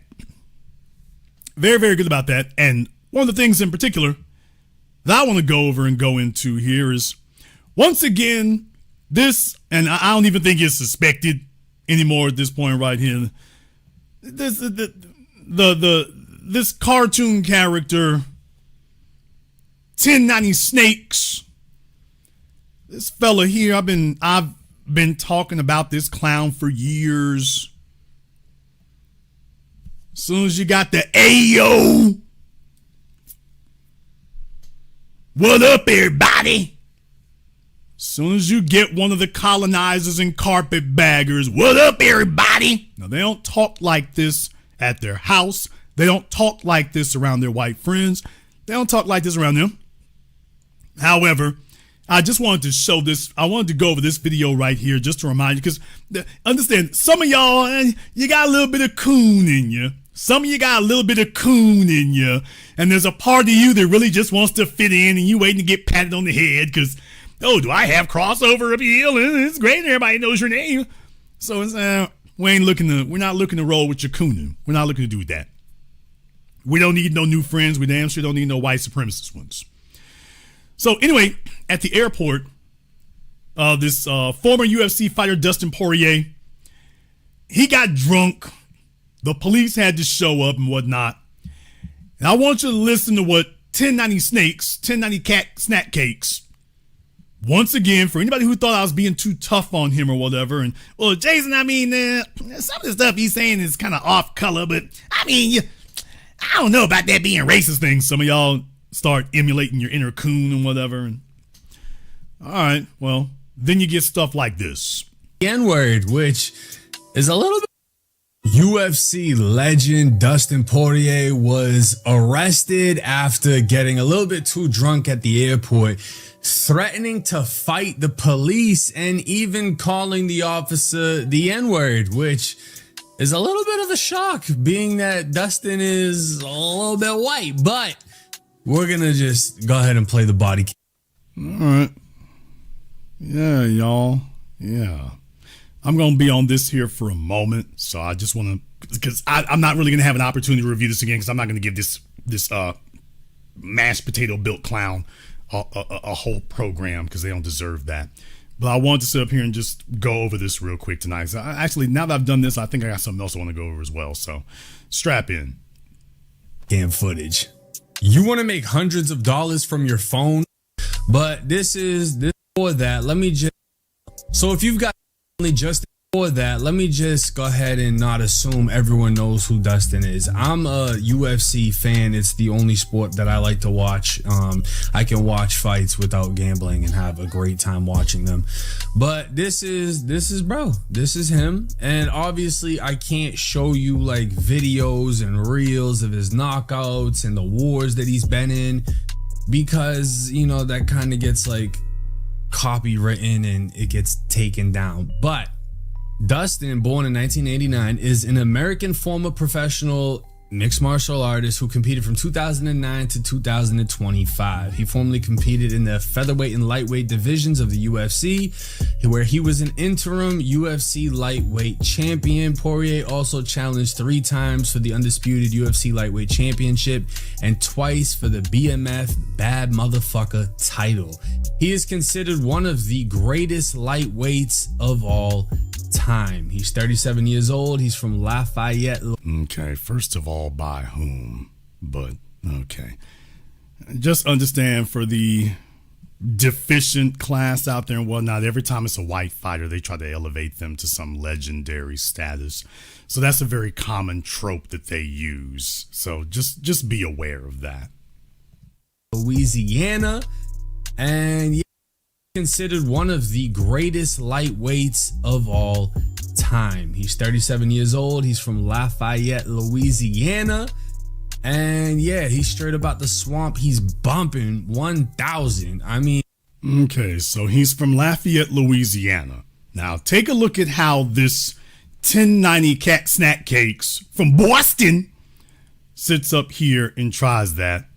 Let me take a look at how he characterizes this. If you've ever watched him, heard who is pretty much the best one that ever. And apparently he was fighting sobriety in this video. Let's go, big dog. Let's go, big dog. What's going on? What's up? Bunch of All right, first off, if I walked out and Dustin immediately is, what's up? Let's go, big dog. Let's go. I'd have just turned back around. I'm sure you should have, because he's fighting sobriety and you are fighting carbohydrates. What? Damn! But in any case, so y'all see how Dustin ran up on him. And once again, he doesn't talk like this. To anybody who's seen him in the UFC, whatever, Dustin doesn't talk like this. So that's the first thing I want you all to be aware of. It's the same old garbage here. And I know when folk are in stressful situations, they channel the strongest thing they can, which is their inner black man. I don't have a problem with that. I do not have any problem with that whatsoever. I got time today. Folks, I mean, that is a term of endearment. I have no problem with that whatsoever. This 1090 carbohydrates here, there's the thing I have an issue with. If I walked out and Dustin immediately is, what's up? Let's go, big dog. Let's go. I'd have just turned back around. Ain't enough time to call backup, bro. That or it would have been an officer involved shooting, because there ain't no fucking way I'm letting the UFC fighter beat on me. Let's go, big dog. Let's go, big dog. What's going on? What's up? Bunch of hoes. Let's go. Let's go. Bunch of hoes is crazy, bro. So he's sitting here pointing to a bunch of black females, talking about a bunch of hoes, and 1090 Twinkies is sitting up here laughing about that. So I'm putting all this together for you all so that you understand exactly what's happening. These women did not call the cops up there because they're bored. And he's sitting up here just laughing. If this were a black athlete, would this be the way he would be responding about this? Do you think for a second that's the way he'd be doing that? And he doesn't talk like this in his interviews. He's very respectful. He don't really, like, there's been times, I think it was with Oh, I'm sorry. Yeah, to all the slight, marginal coon heads out there. Jason, you ran on my UFC parade. Dude, I go back to the very beginning. I go back to Meyerowitz and the very first UFC. You're not going to tell me anything. But to all the borderline coons out there and whatnot, yeah, as I said, Dustin doesn't talk like this. Dustin doesn't talk like this. This isn't the way Dustin Poirier talks. You can watch his interviews, post-fight interviews. He doesn't talk this way. Now, that's the issue right there, and so glad here that 1090 Candy Bar goes ahead and confirms what I said the entire time. Yeah, by the way, Dustin doesn't speak this way. But y'all, anybody who's watched the first 48, you know how everybody talks on the street. All right. Ain't no fucking way I'm letting the UFC fighter beat on me. Let's go, big dog. Let's go, big dog. What's going on? What's up? Bunch of hoes. Let's go. Let's go. Bunch of hoes is crazy, bro. And he doesn't talk like this in his interviews. He's very respectful. He don't really like. There's been times, I think it was with Islam, who's from Dagestan or whatever, and Dustin called him a motherfucker, right? He's like, "Oh, you motherfucker," and Islam was like, "You don't speak about my mother. That's crossing a line." And Dustin was like, "Yo, bro, I'm not talking about your mom. Like, that's just slang over here." Like, he corrected it, you know. So I've never heard him talk like a bunch of hoes. Like,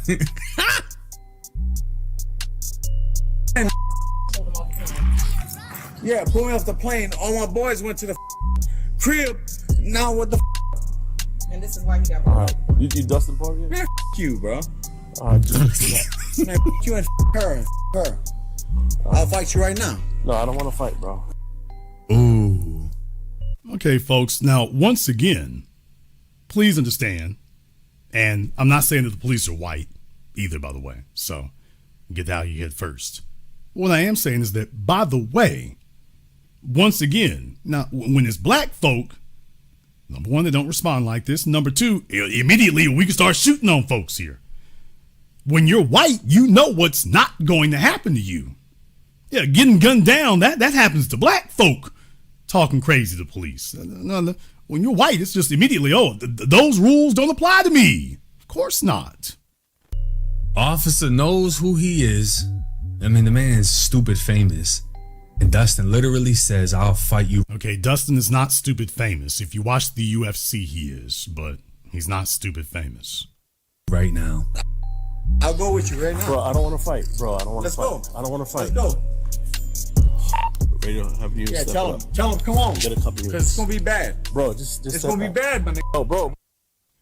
Okay, so he's talking crazy to black women. We got a black police officer. Yeah. No issues here, y'all. No issues at all. Bro. What's up? Bro, relax. You want to fight? Now, he's got a taser for him, so it's like, okay, we ain't gonna box with you. But what I'm saying is that, now, if it was black folk, you all know exactly how that goes. You also know how Megyn Kelly and Tucker Carlson, the rest of the white supremacists, you know exactly what they be saying there too, by the way. So these are black folk working was at Delta's desk and a black officer here. So you're running your black city, and here comes Dustin Poirier with all this belligerence at the black employees. Wait, start several units. How you boys not going to fight something? Now, by the way, did y'all see the way he walked up and these women had to walk off from there? Once again, if this was a black male, it's going to be bad, my nigga. If this were a black male talking about it's going to be bad and this, that, and the other, he turns toward the women.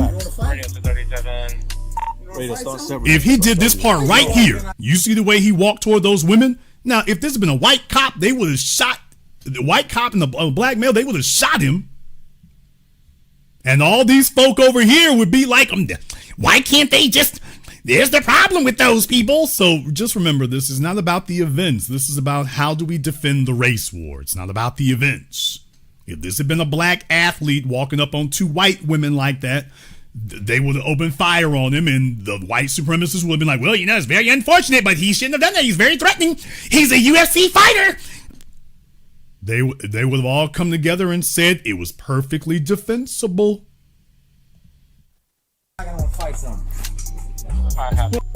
Bro is behind the shit like he worked there, bro.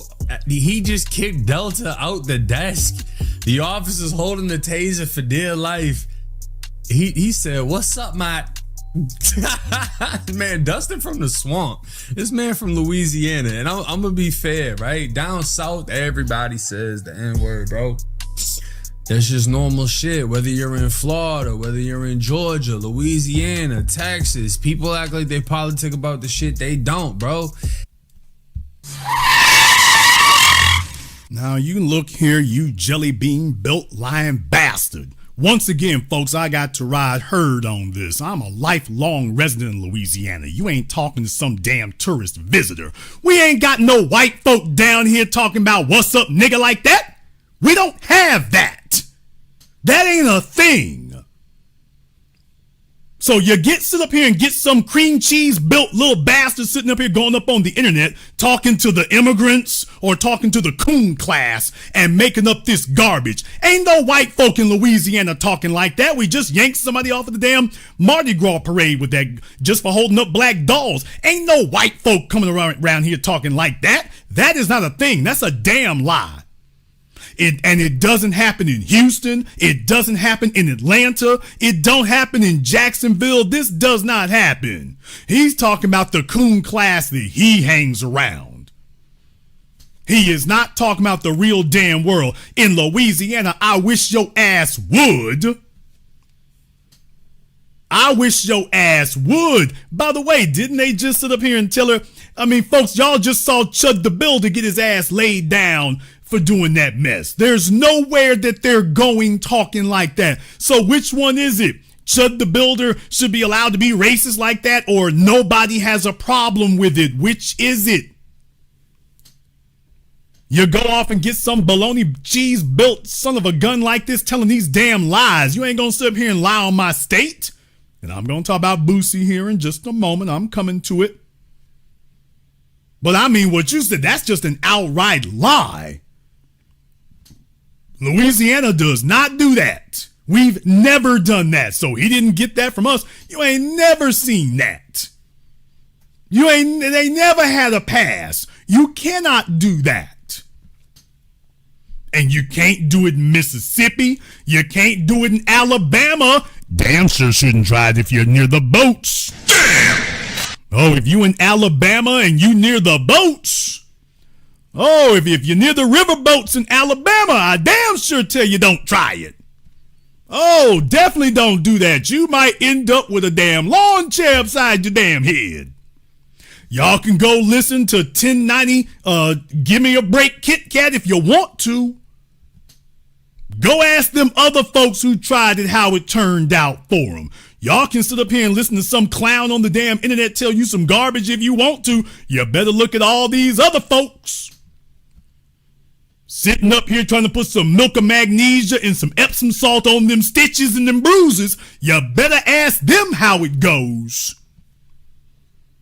You better ask Chud the Builder how it's going. Forget how it went. Ask him how it's going. He's sitting up here trying to tell you, hey, they ain't got a problem with it. He's trying to gas y'all up. Oh, we got to pass. It's like, okay. The paramedics is on the way.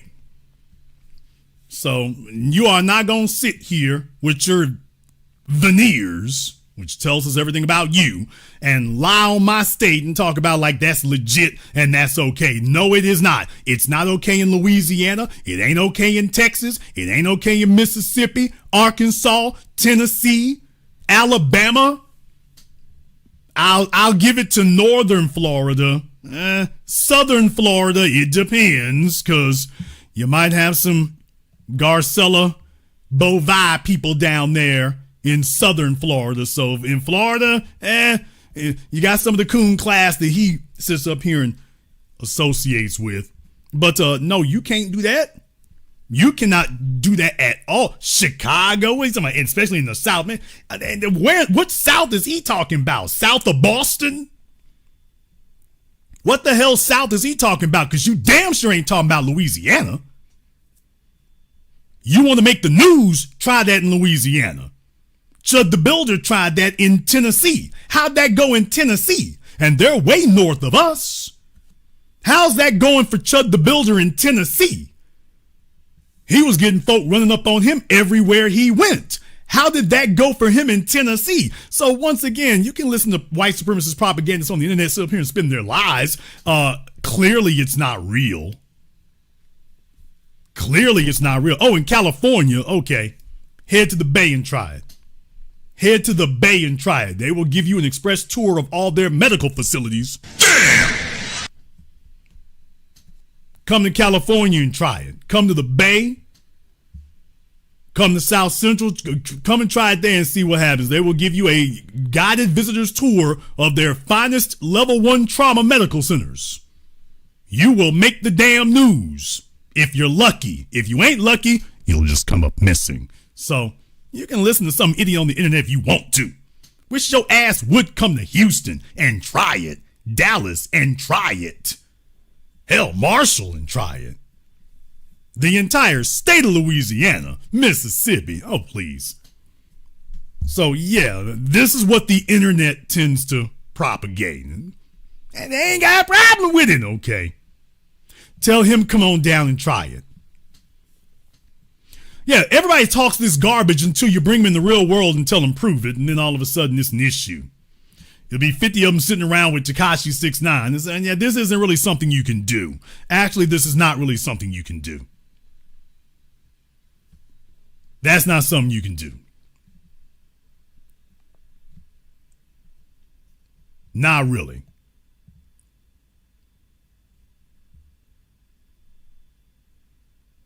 Okay, in the chat room, Josh YG needs to give me a call up on Zoom. You're going to educate us about the so-called prisons.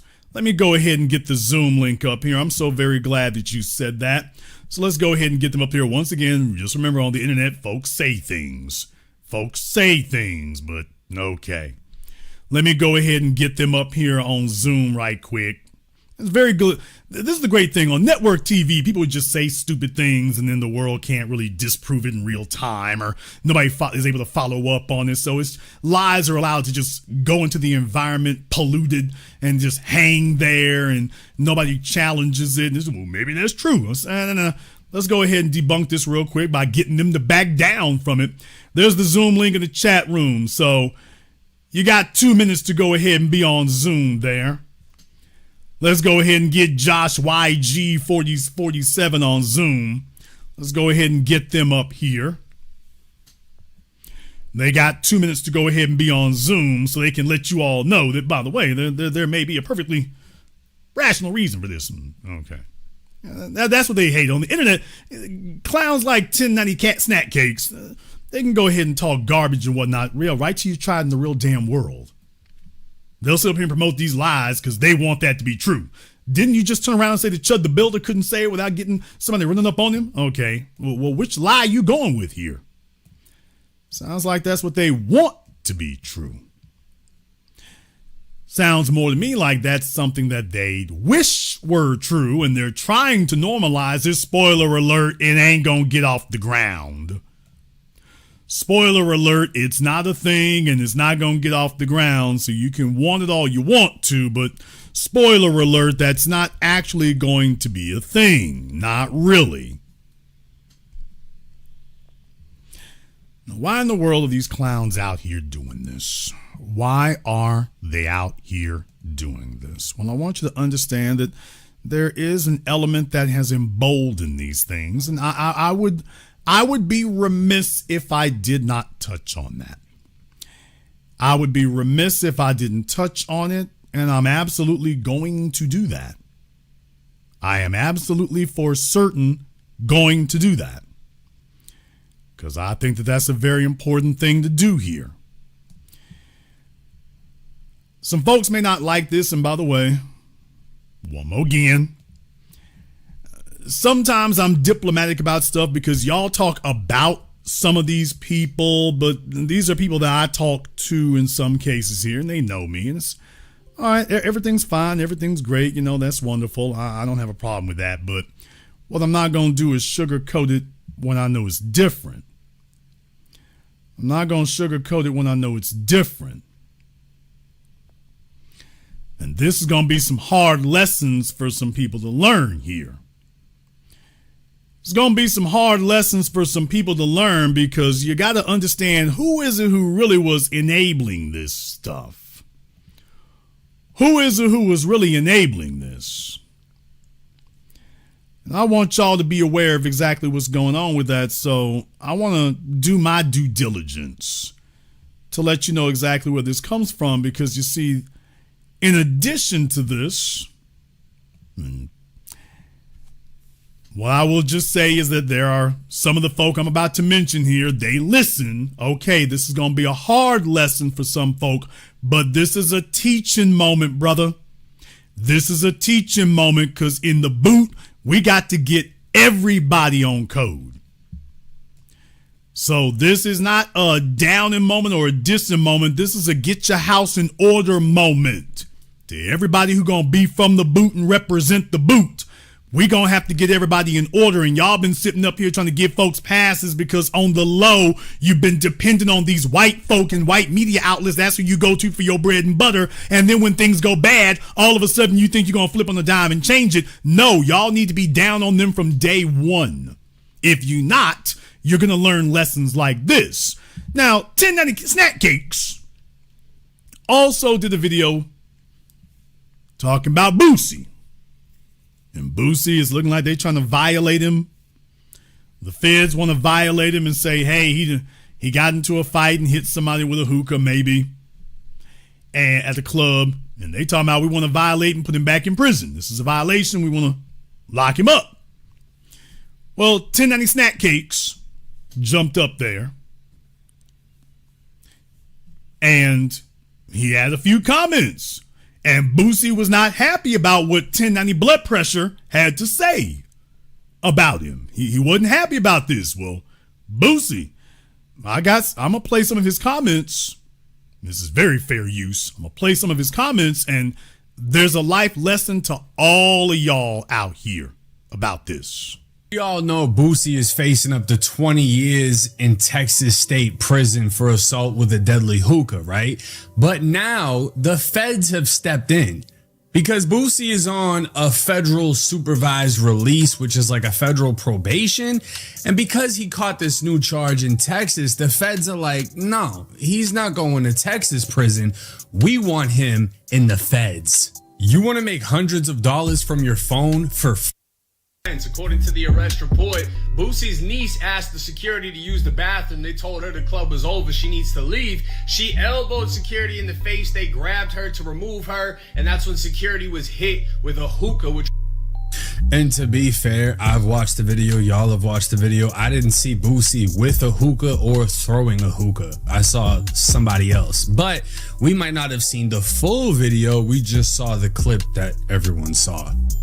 Required 8 staple stitches to close the wound. Now, if I was Boosie's lawyer, I would have said the so-called victim in this case was locked up for 18 years because he forced a woman on the ground at gunpoint, attempting to rob her in front of her screaming children. So every time you turn around, 1090 Cholesterol is always doing stuff like this right here. So just understand, the white supremacists always want to rally everybody against each other. They're the minority, so they always want to try to rally everyone together. So when they start talking, you all niggas then. Just understand how it acts. All of a sudden, they drop the black scent. They drop the black scent. They come with their white suburb voice. And now all of a sudden, you all niggas and all criminals then. So remember, 1090 Cholesterol did the same thing with Carmelo Anthony's family. So just understand that that's the playbook. And if you sit up here and try to get booed up with these people acting like you gonna be different, they gonna treat you differently, okay, you're gonna find out the hard way. Was saying, you know, what the fuck kind of lawyer does Boosie have, and that I could be a lawyer potentially.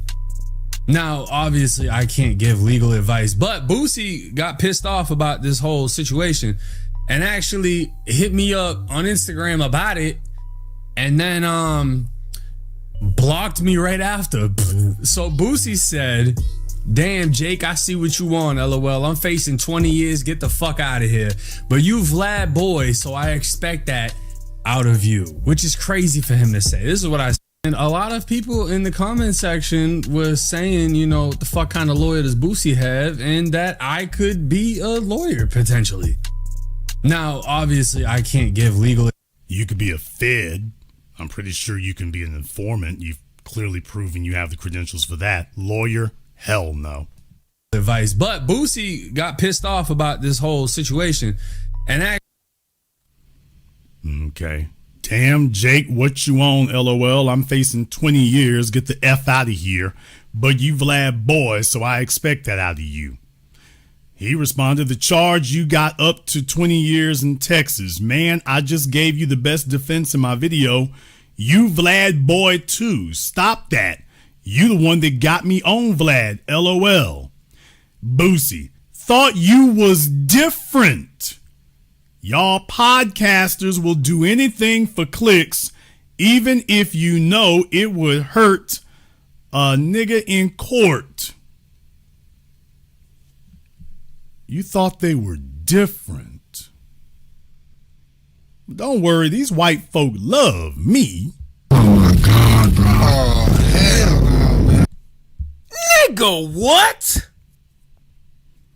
I'm not doing this to attack nobody. I know I'm going to hear something after this. So, hey, I'm not taking no offense because I know I'm going to hear something after this. I know it. Folks, whether they're in my documentaries or whatever the case may be, I have an obligation to report these things accurately so that you all are not confused.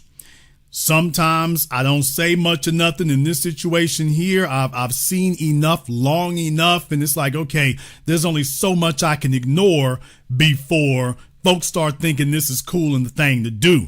I thought you were different. Different from what? Different from who? Who the hell we talking? Different from what, man? Which one of them ain't crooked? Which one of them ain't bad? Who the hell's the good one you're referring to?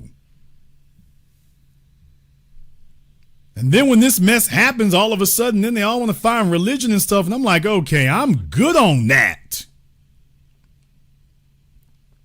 I'm good on that.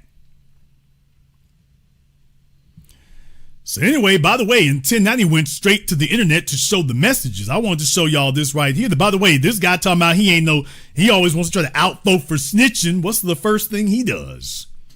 He goes straight to the internet and start telling. Okay, well, okay, folks, who took down Nikki Barnes? How did Nikki Barnes end up getting taken down? All these black folk, every time you get taken down, the Black Panthers, you look around, okay, who's the first outsider you let in? They keep doing that. A lesson that clearly has not been absorbed by some people. Some people have just disregarded it. So he went, as soon as you said something to him, Boosie, he went straight to the internet telling. And y'all think if y'all get in a bind or you get pinched that he's not going to go straight there and start telling too? I thought you was different. Man, look here. In this day and age, the nerds and the geeks are the street dudes and the street dudes are the damn squares. And deal with it, nigga. The nerds and the geeks are the stand-up dudes and the street dudes are the squares. Now, man, the nerds got the street code, and anybody trying to act to you like they from the street, those are the squares. Now, this is where we at. About it, and then blocked me right after. So Boosie said, "Damn, Jake, I see what you want, LOL. I'm facing 20 years. Get the fuck out of here. But you Vlad boy, so I expect that out of you." Which is crazy for him to say. This is what I said back. "The charge you got is up to 20 years in Texas. Man, I just gave you the best defense in my video," which is the video I just showed y'all. I said, "You Vlad boy too. Stop that shit. You the one that got me on Vlad TV." Damn! Oh my God, bro. Oh, hell no, man.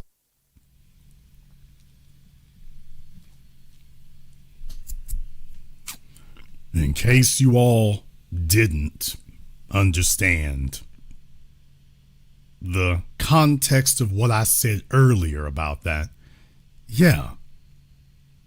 This 1090 Jake telling you, by the way, to anybody who wants to know, it was Boosie who got me on Vlad.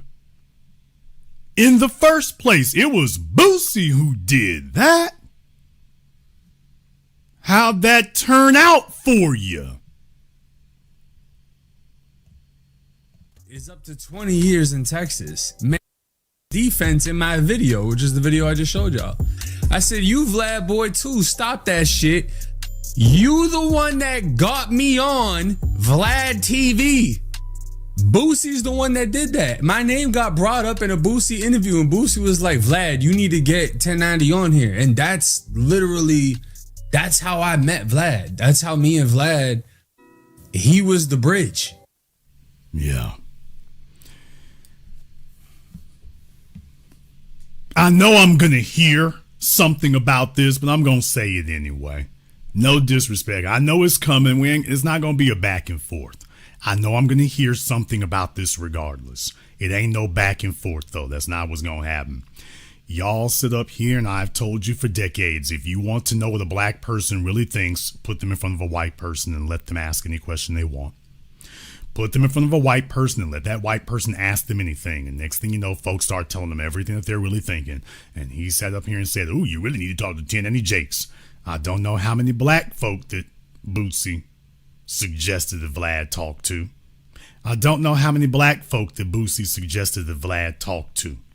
I don't know how many black folk that Boosie referred to Vlad. I don't know.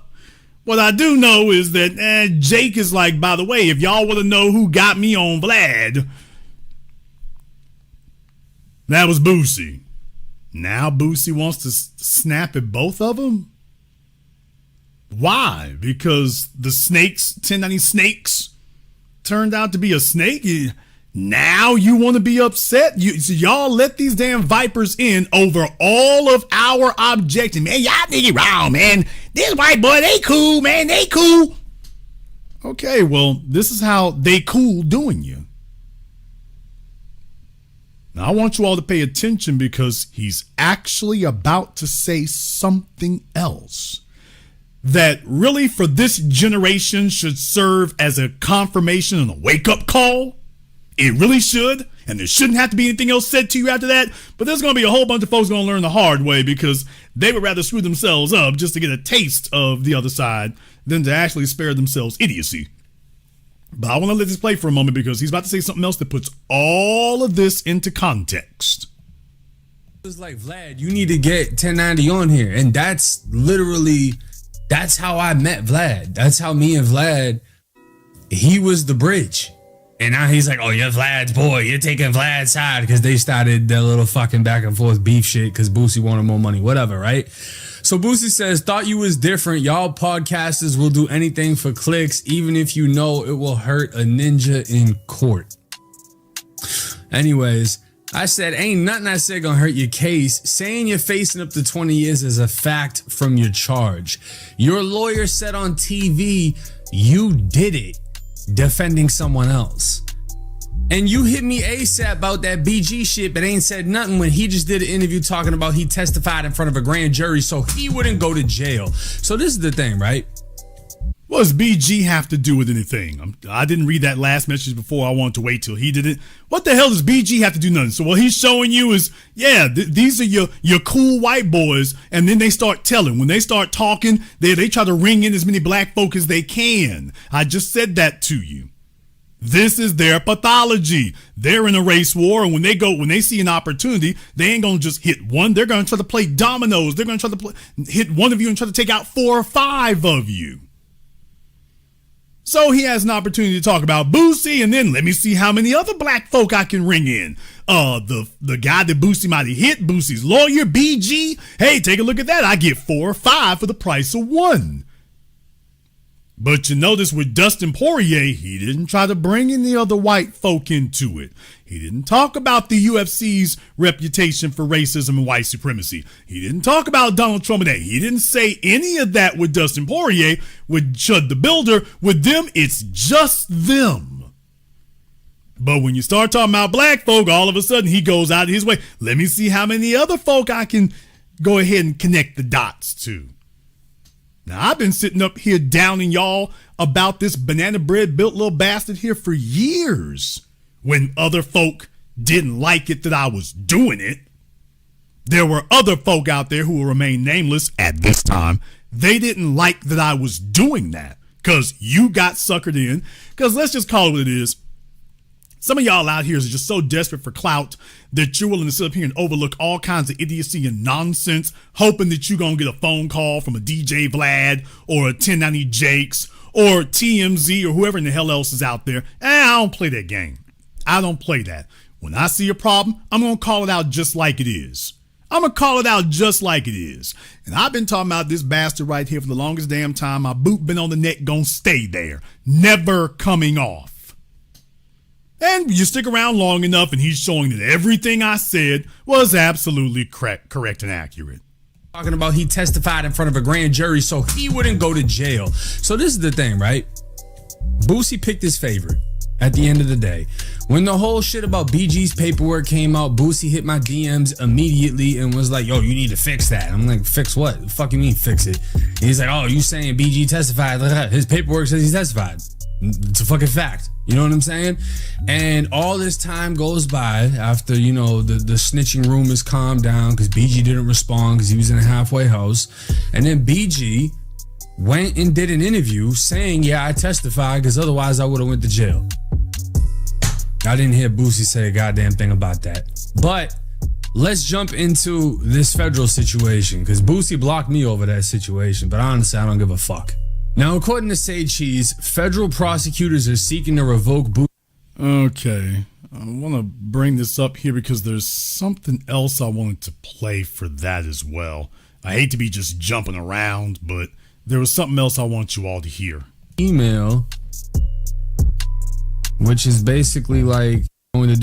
It's like Boosie got his shit together. He's saying, yeah, when I got on probation, I tested dirty, but after I asked for permission. That seems to make sense. But to be honest, it isn't the lack of community service. It isn't the old piss test. It isn't the fact that you didn't ask for permission and then you're showing that you actually did.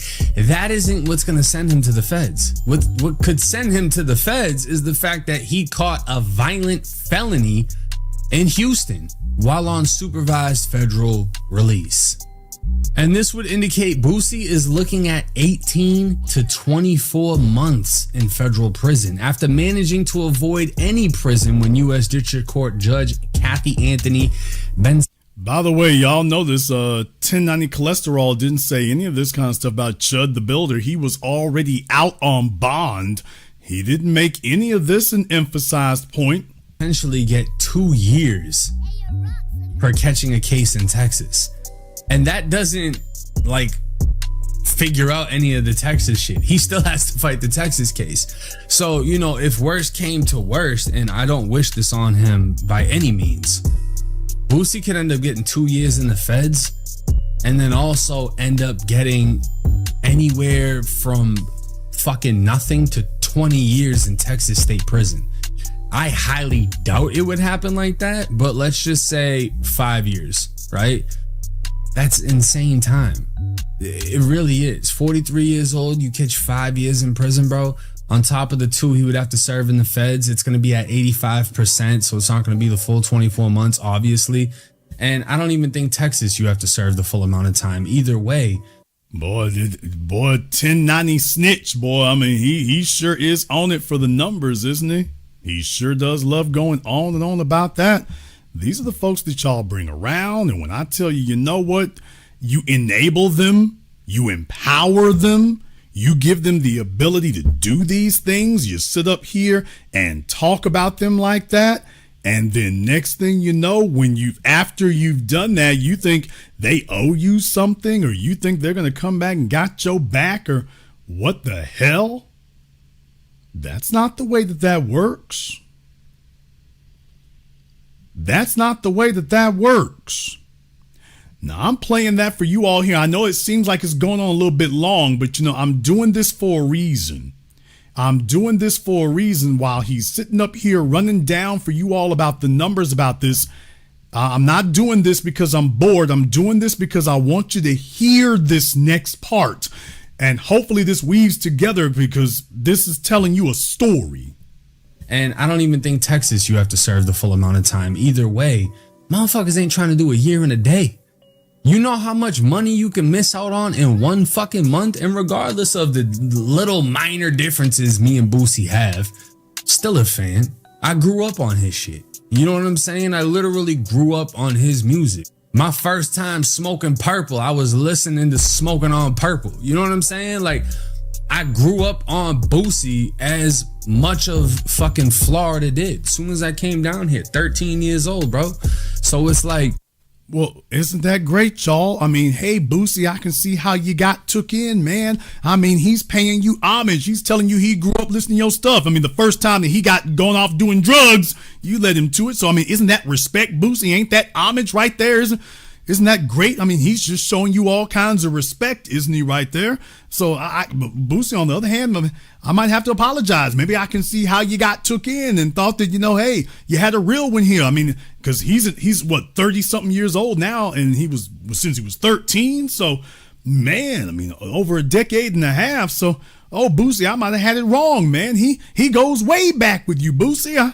I might have had it wrong. You know what I'm saying? Like, I grew up on Boosie as much of fucking Florida did. As soon as I came down here, 13 years old, bro.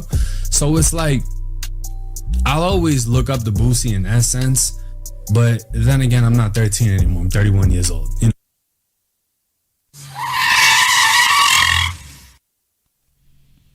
Oh. Yeah, did y'all hear that? I'm bringing that to your attention because this is the prophecy of Brother Nilly Fuller come full circle. See, you get into bed with these people and you think you're a member of an honorary member of the dominant society, or worse, you start telling yourself that you're the Negro king of the dominant society. Why, they loves me. They've known me since they were children. These are my kids. And then when they come of age, they hop out the bed and they're not confused. When they come of age, they come right back to you, so-called black daddy, and tell you, yeah, I've been following you since I was 13, but I'm not 13 anymore. I got to put the bass in my voice because this clown ain't got none. But yeah, they come right back to your ass and tell you, yeah, you been following me since you was 13. You been down since you was 13. I ain't 13 anymore. And you still sitting there talking about, I thought you was different than the others. Some folk are so damn clueless and gullible. I thought you was different. He been listening to my music since he was 13. Then you wake up one day and he telling you to your face, I'm not 13 anymore. Yeah, I ain't down with you like that. I'm not a kid anymore. I was a kid back then. I'm not a kid anymore. So it's like, I'll always look up to Boosie in that sense, but then again, I'm not 13 anymore. I'm 31 years old, so it's like I can see things for what it is now, and now I judge him as a man instead of being a fucking teenager looking at him as a rapper. You know what I'm saying? I don't wish. Your fan, this boy who was a child back when you was hitting the streets big, is telling you that he is judging you now as a man. These boys were in middle school when Boosie was running the yard, and he's coming to tell you that he's judging you now. All right. Folks, you shouldn't have to learn lessons like this. You shouldn't have to learn the lessons this way. But I'm going to say something. I'm going to say something right here tonight. I'm going to say something I've said before, and I ain't backing off of it, not backing off of it 1 millimeter. I meant it then, and I mean it tonight. All of y'all, and I mean all of y'all, who sit up here and run your asses up on these platforms and whatnot, you can try to give DJ Vlad and all the rest of these folk a pass if you want to. And say, okay, I give no passes. No passes, no slack, no nothing. They all snakes. I'ma say it like that. If I was sitting in front of them, I would say it just like that. Deal with it.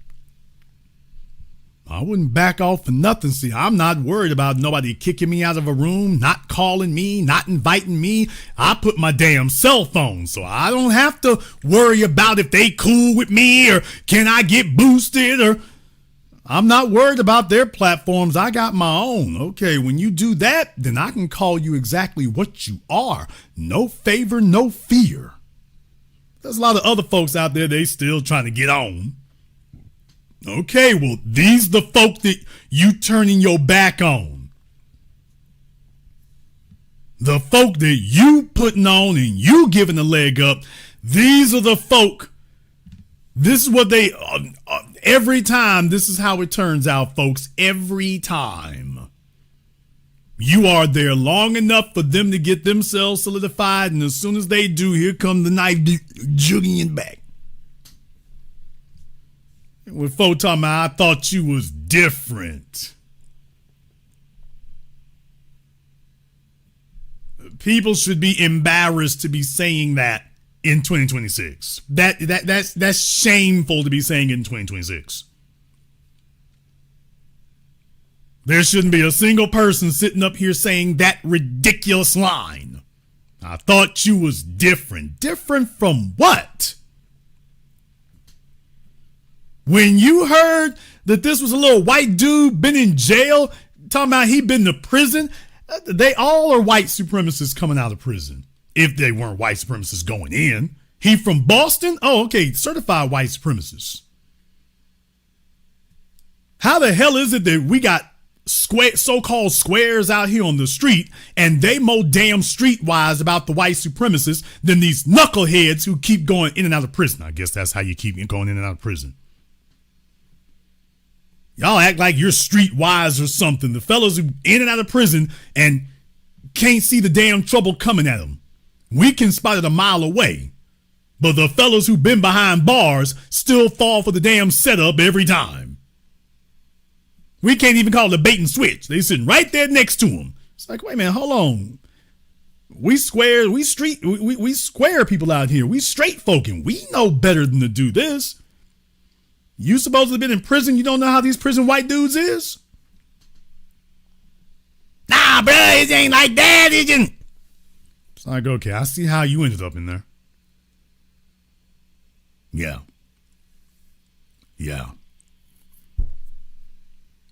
And that's how they end up in these situations. That's how they end up here. So I'm doing this as a cautionary tale. I just wanted to go ahead and touch on this tonight here. I saw this. I thought it kind of dovetails off the other stuff there, but I just wanted to go ahead and wrap it up and wrap it in so I don't have to take care of this at another time and place for it.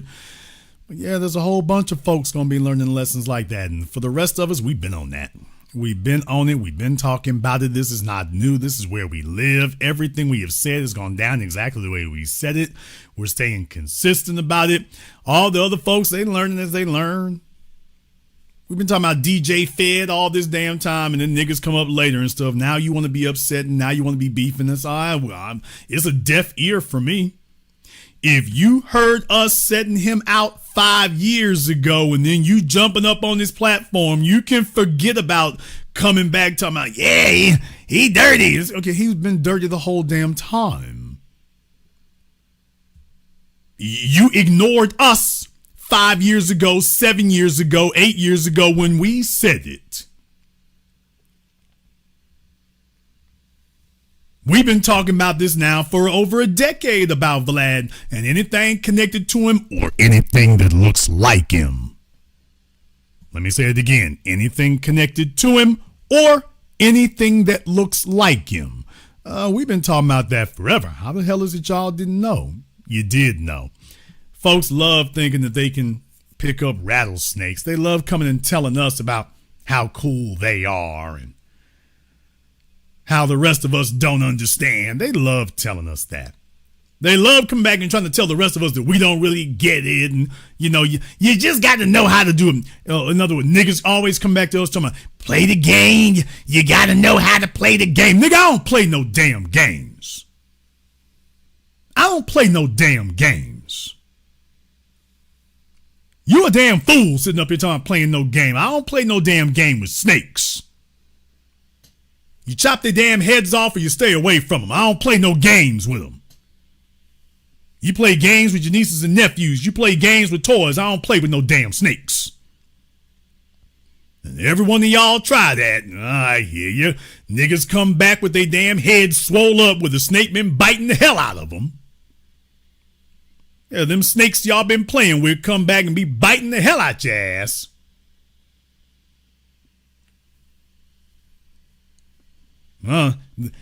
Playing the game went bad, huh? Yeah, that game is playing the hell out of you now. So you know how it goes. If they don't learn on the front end, they're going to learn on the back end. But, you will learn. You will learn. And when them people come to get you, the very folk you was sitting there with, they going to be sitting up seeing how they can make some scratch off of it. They're going to be sitting up seeing how they can make some scratch off of it and get some clicks off of it and whatnot, and that's what they're going to be doing. So, dudes think they're going to wait till the last minute to get stuff together, okay? Let's go ahead and jump over here on Zoom right quick. Let me go ahead and jump over here on Zoom right quick, see if we can get Superpower Media up here on Zoom for me here. Superpower, what's on your mind? Jason, they keep playing with us. I want to say shout out to Louisiana, man. I just came back from Shreveport, your town. I'm having a family reunion, man. Ain't nobody stepping up to black people in Shreveport talking about the N-word. That's impossible. You're going to get beat, and you're going to get stomped. Yeah, shout out to Cedar Grove, Hollywood. Man, you ain't fit to do it. That white boy ain't never been to Louisiana. Man, that's a violation for you to even try that down there. In Texas, you don't want to do it in Texas. You don't do it nowhere. And I want black folks to stop going on these shows, going on these podcasts with these snakes, with Jake the Snake and 21 Jump Street, Vladimir Putin, and all them clowns. And Boosie is too old to be falling for the snake trap. People, stop doing it. We got to save ourselves. And my daddy told me not to even go hunting with them bastards, never to trust them. And we still out here falling in the same trap. It doesn't make sense. And shout out to the golf cart knockout king. Man, stop. They want to, you giving them a few minutes, they be giving us 30 years for knocking white boys out. You watch, because we ain't going to stop doing it. We're not going to stop protecting ourselves. So it's going to be a real hot summer. Well, so brother, let me explain a few things about this since we're having a conversation about it tonight. Let me explain a few things here. And I've said this before. I said this years ago, and I'm going to say it again. These folks sit up here and they see a white person and whatnot, and whether it's their record label or somebody at the record label and whatnot, behind the scenes, that's their managers and folk telling them this is the person you need to be talking to. So they just go and talk to them sight unseen. They don't know what the hell's going on. So it shouldn't surprise you that it's two white dudes, DJ Vlad and Adam 22. That shouldn't surprise you. That's the system. You never heard of them, but the folks in the system, that's who sent them. That's who sent them. And then you sit up here and send your damn clown boys to go talk to them. And even with folk getting locked up left and right after talking to DJ Vlad, that didn't stop the damn conveyor belt from going to go talk to him. Now, here's the thing that I have an even bigger issue with. They sit up here and whatnot, and they go talk to Vlad, and they was talking his ass for free. Let me say this again. They were talking to Vlad's ass for free. They were talking to Vlad for free. That's right. There were certain people, I don't know, should I say names? I say names? I don't know. Should I say, I don't know. See, I get in trouble when I do this kind of stuff. But you know what? Hey, it is what. West Coast Cam? What? Okay. Eddie Griffith? What? Okay. Oh man, I'm doing too much tonight. Okay, y'all. No favor, no fear. I gotta say names. I'm talking about folk. I'm not talking about folk I talked about. I'm talking about folk I talked to. See, this is where I get into trouble. I'm not talking about people I've talked about. I'm talking about folk I talked to. Yeah. They were talking to Vlad for free and telling me what I got to pay them. Did I say that in front of the whole damn world? Okay, no, this is well before Boosie came out talking about Vlad was paying folk. No, these niggas were talking to Vlad for free and then coming to me and telling me what I got to pay them. And by the way, let me just stop right there. Just say I verified that for anybody and everybody else y'all see in that sphere. So. But yeah, they talked to Vlad for free and then told me what I got to pay them. So if y'all want to know why it is, a lot of your rappers and whatnot, you've never really seen me talk to them and whatnot. It's like, okay, well, I want y'all to know that wasn't what they told Vlad. That wasn't what they told Vlad. That wasn't what they told the white radio stations. Hello, Breakfast Club. That wasn't what they told them. Hello, Ebro. With the white folk, they didn't tell them that. This is way before anybody started talking about Vlad was paying people, folk. When they showed up to him, they were talking to him for free. And I got the damn messages if they ever want to try to dispute that. You're talking to them for free. When I showed up, they told me what I have to pay them. I need you all to understand that. Please understand that. Vlad paying folk is a more recent advent. 8-9 years ago, I was contacting folk then, and they were telling me then, with me saying, wait a minute, how much did you charge Vlad? Oh, well, he's a friend of mine. Now, that's what they told Jason Black. So I'm not telling y'all about what some rumor I heard somewhere. I could keep naming names. Actually, I'm going to stop right there, but I think I've said enough so far.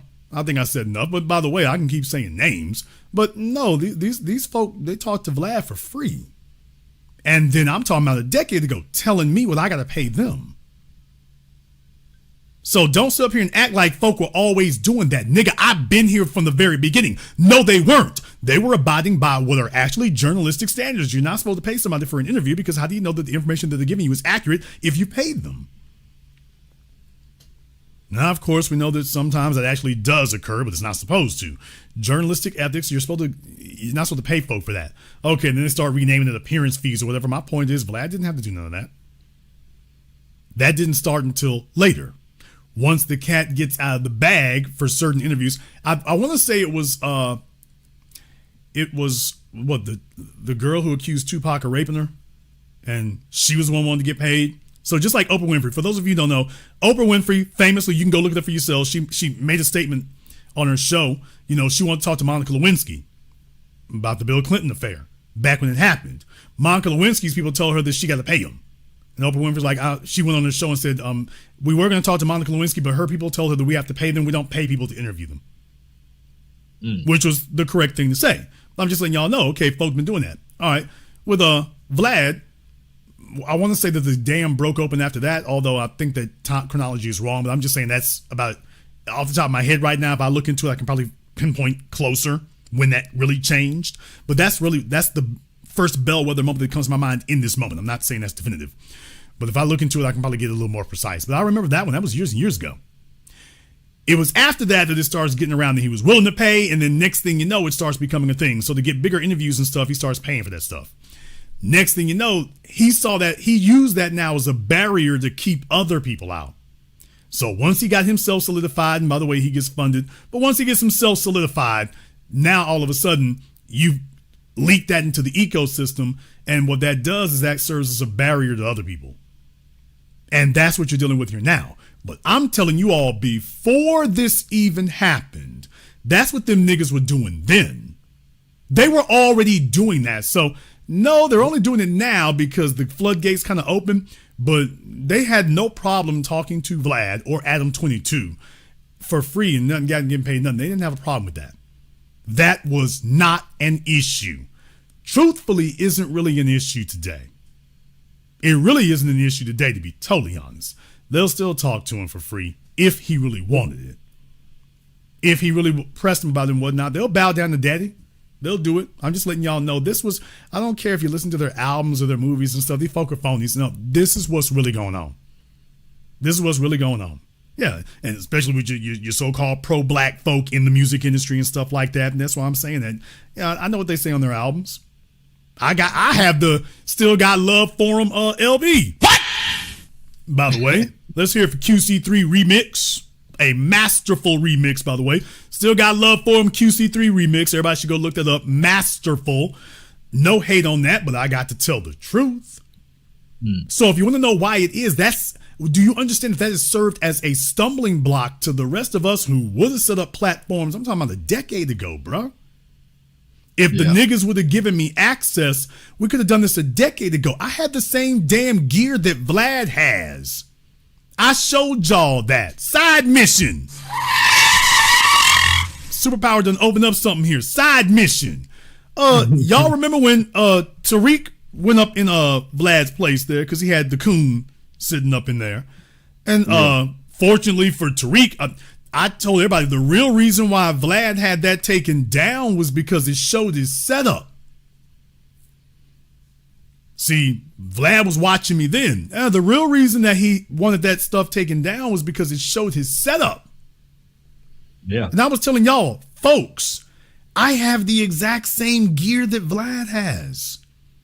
Those are Panasonic GH, at the time, GH2s or GH3s. I said, that's mine. I shoot with those. Now, I've got cinema lenses, but Vlad's using Panasonic DSLRs. He's got all they had was a simple laptop and some LED lights. I'm like, this is the setup I use. Now, mine's a little bit nicer and more elaborate, but I mean, it's not gigantically more so. It's his tripod. I'm like, hey, that's the same one I use. Carbon fiber legs and everything.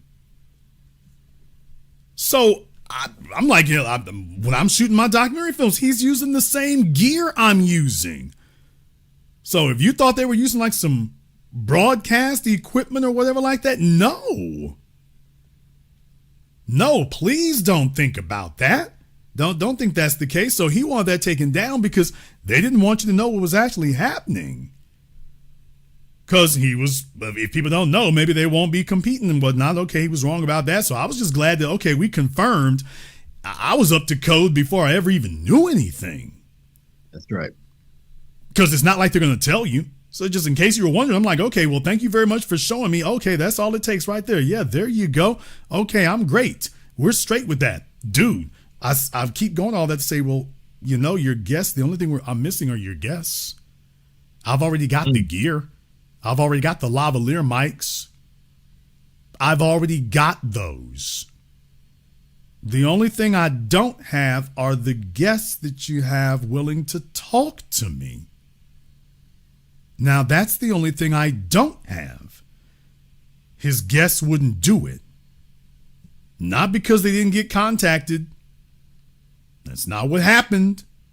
I'm just letting you all know them niggas lying. It's not because we didn't try to set things up years and years ago. Vlad never should be able to get around.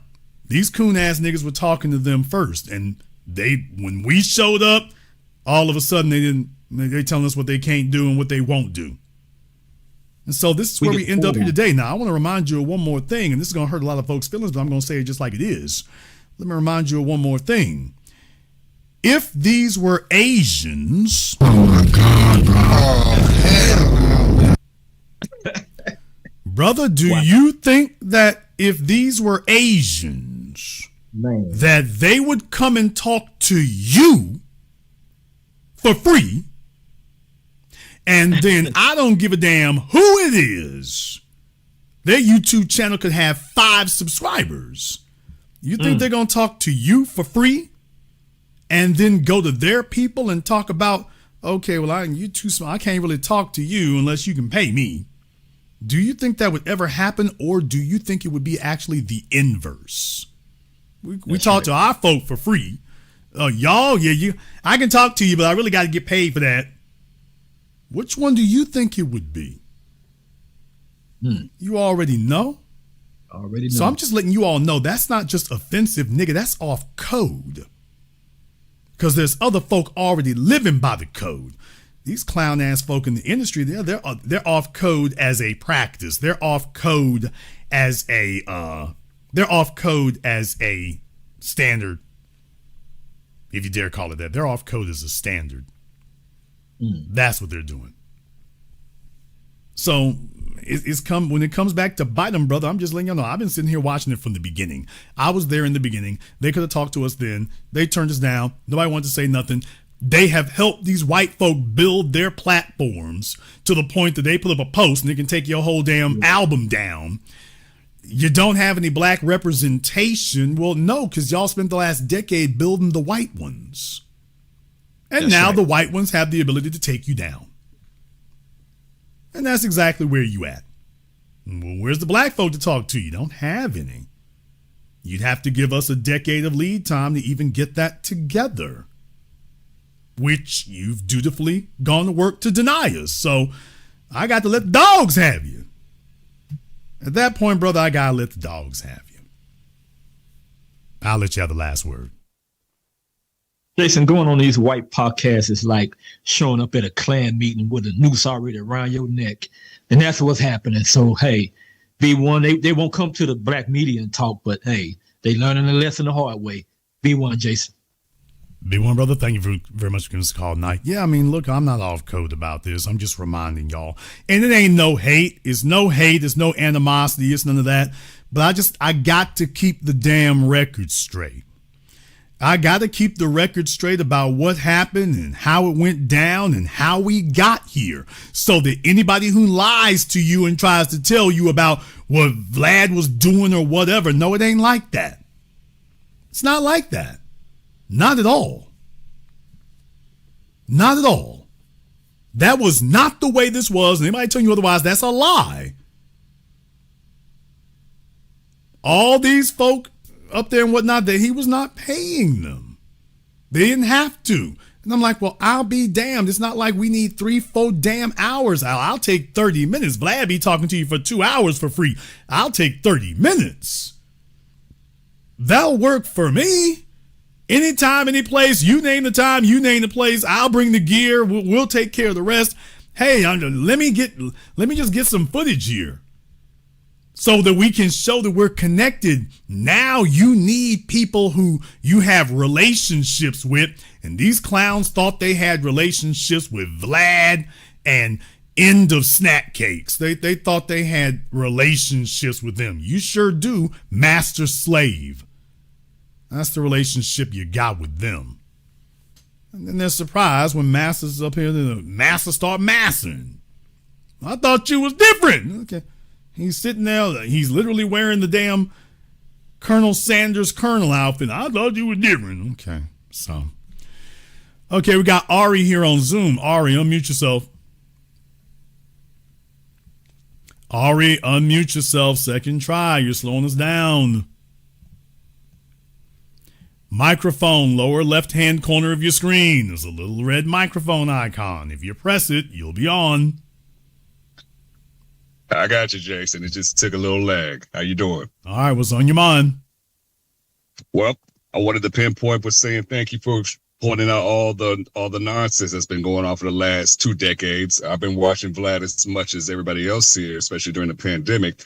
And to me, I just go into question myself as to why do we still go through the same okie doke that's been going on for the past 100 years, as far as slavery goes, we're dealing with the white folks, and it still baffles me how we still got, we got white folks actually calling each other niggas now. I'm like, man, when did we start doing that? So that's another thing. And then the whole situation with all the previous, your comedians, your rappers and everything, messing with your boy Vlad up here. I'm like, there's got to be a catch as to why they feel comfortable even talking to this dude, because from my perspective, they're not doing anything but just giving the game out. And then, when we're on the topic of the whole snitching thing, you giving it to a cat who just might be working for the feds because he got so much information. I would be too uncomfortable talking to an Adam 22. I'm like, y'all niggas claiming they from the streets. The internet's a place with a bunch of clowns pretending they from the streets.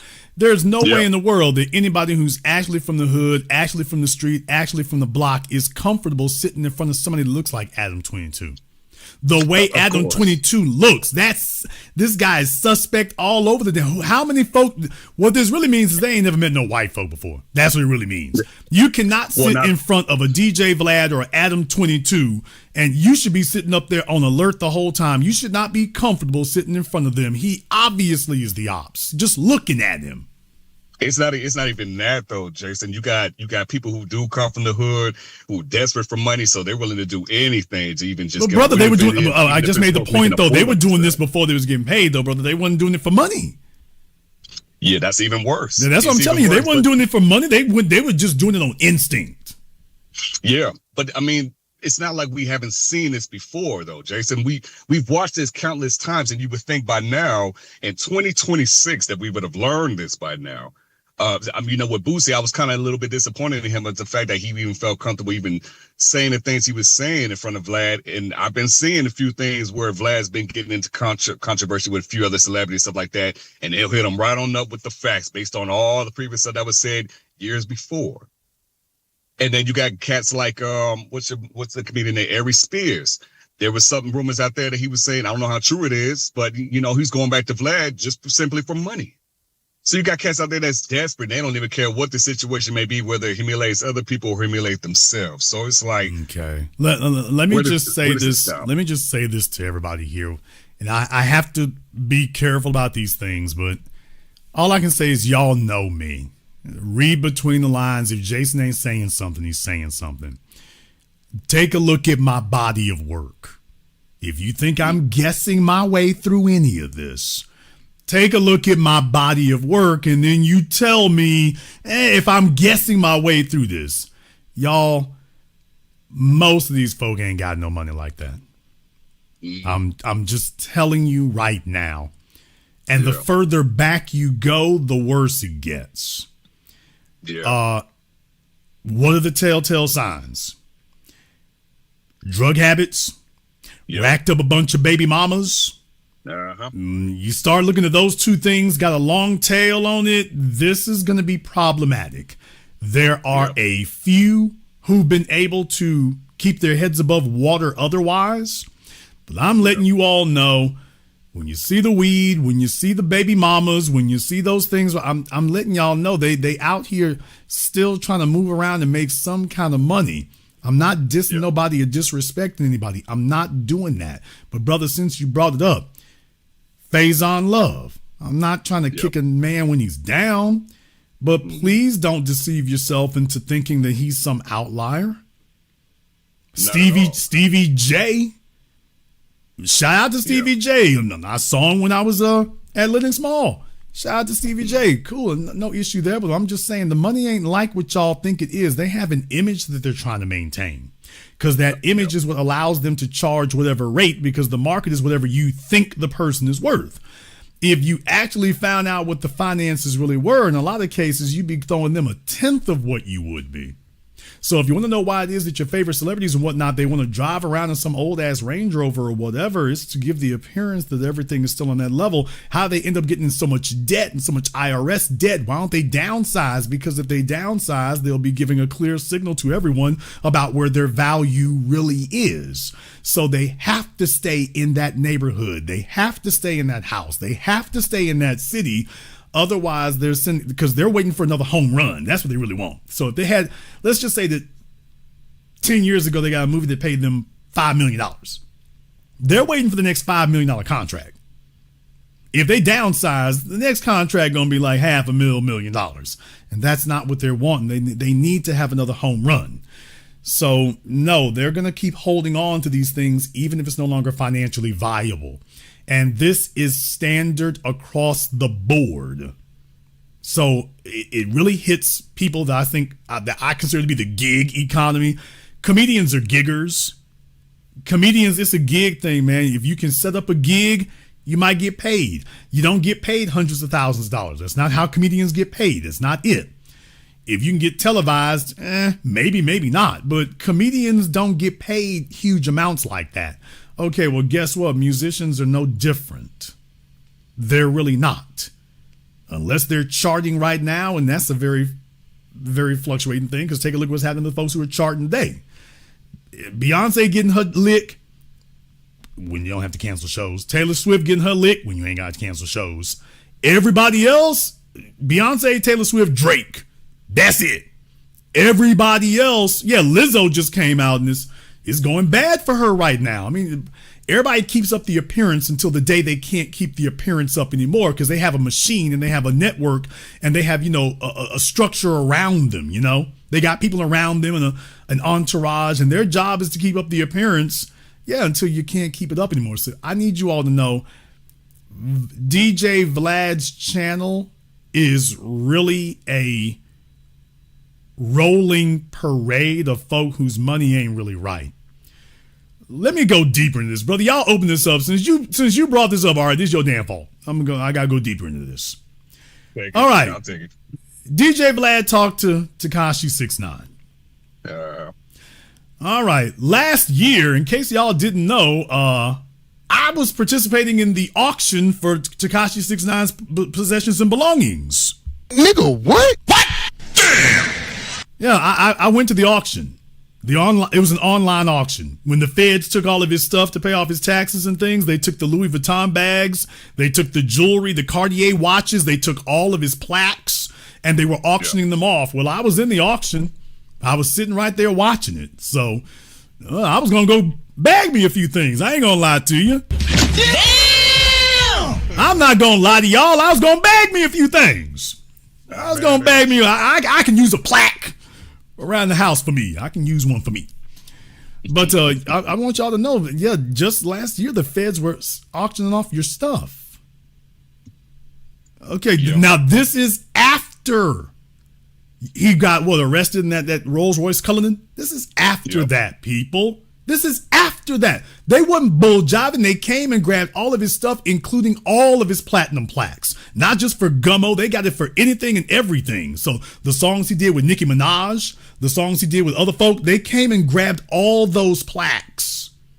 And they were on an auction site. Jason, why didn't you get them? Well, I've got suspicions about what was going on there. I will just say when the plaques came up, they were going for like 30, 40, 50,000. I want to say when that was done. So, and I'm just going to tip you all to something. I don't think that was the ops. Obviously, that would have been textbook for his ops to go buy his plaques. Oh yeah. Shouldn't they have shown up to buy him just so they can clown him?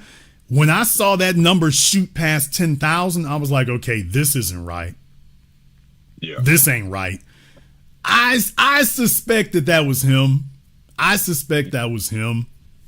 Yeah. I suspect that he wanted to make sure that nobody got, at least let everything else go, but you can't let them get their hands on your plaques because you'll never live that down. So I suspect it is. I can't prove it. I have no proof except to show you, by the way, has anybody shown up with those plaques since?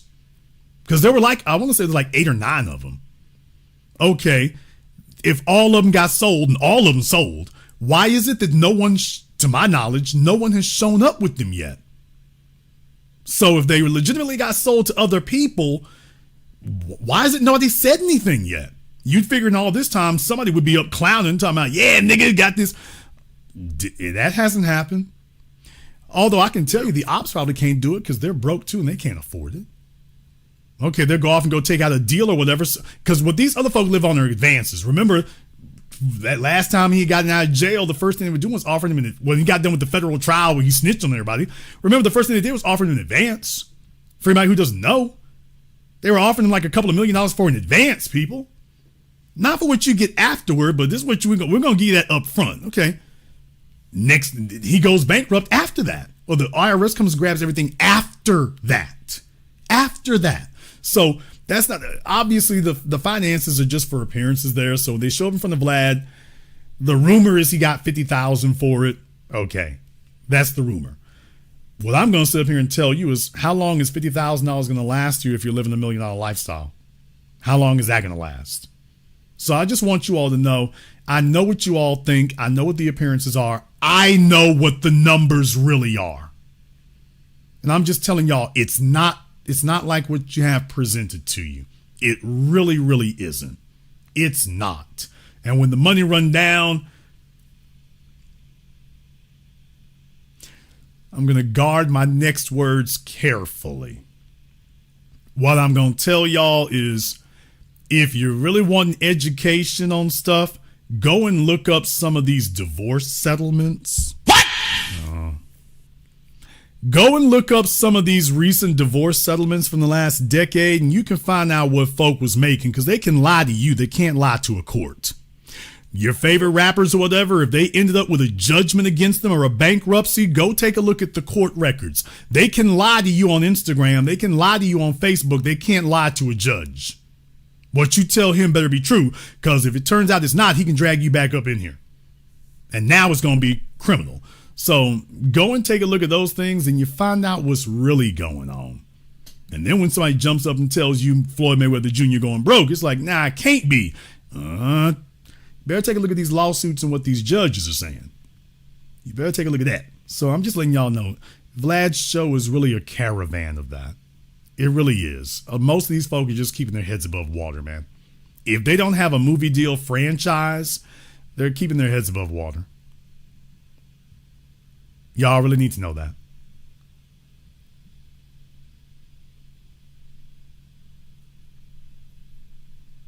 I'll let you have the last word.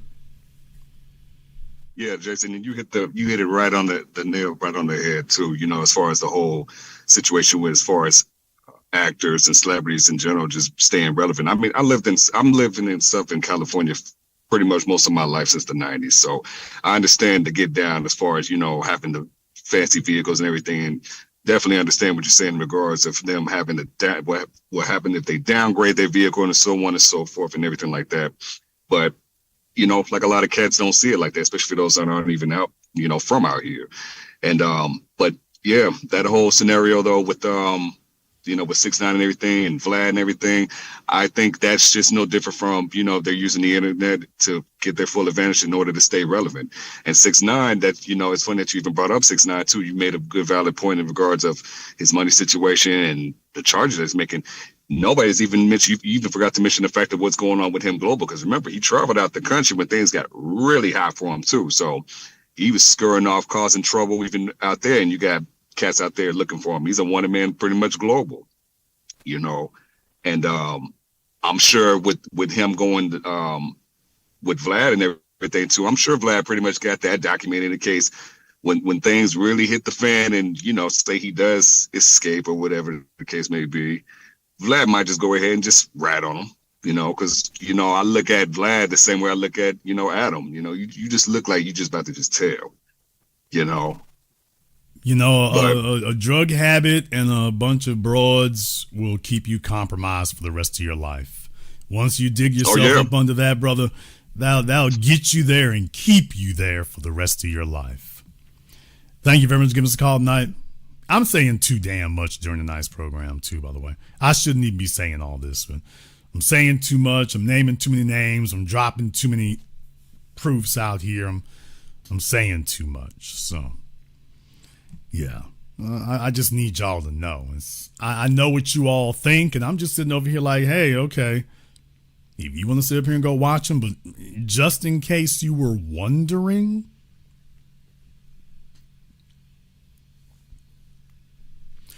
man, if y'all knew what these people's finances really were, if y'all knew what their finances really were, I'll tell you, there are only a few folks who don't have those issues necessarily. Those, let me just say, those who get like producer credits in the music industry. For the ones who were able to acquire production credit or producer credit for stuff, that's one thing. But for most of the performers, nah. And if it's the folk on TV and stuff, remember the TV syndication has really gone away. So your ability to get money off of syndication, if you didn't manage your money correctly in the streaming era, what's syndication? So how much money you making on syndication? And by the way, I've talked to folk whose TV shows are in syndication. So how much money you going to be able to get from that when syndication is no longer a thing? Yeah, folks, the facts haven't caught up with your nostalgia yet, or your nostalgia hasn't caught up with the facts yet. The landscape has changed. So you're kind of real thinking about the 80s and stuff, and oh, they're killing it. I'm like, people ain't watching broadcast TV like that anymore. So where are the TV stations that will pay you to syndicate your program anymore? Now that that's not a thing, where's that syndication residual check gonna come from? Do you know how many of you could afford to make one of the chicks from Baywatch your woman today? What? I said it. Do you know how many of you in here could afford to make one of them retreads from Baywatch your woman today? I'm not dissing nobody, but since we talking about it for a minute, let's talk about it. You know, one of them was driving an ice cream truck. Nigga, what? I'm not talking about recently. You know, one of them is literally homeless, living literally in one of the sewers in Los Angeles? Damn! You do know that, don't you? Google is your friend. Google is your friend. You do know that one of them is literally homeless, literally living in the sewers, I think in Los Angeles. You do know that that's, I'm not making that up. You can go Google that right this moment if you'd like to.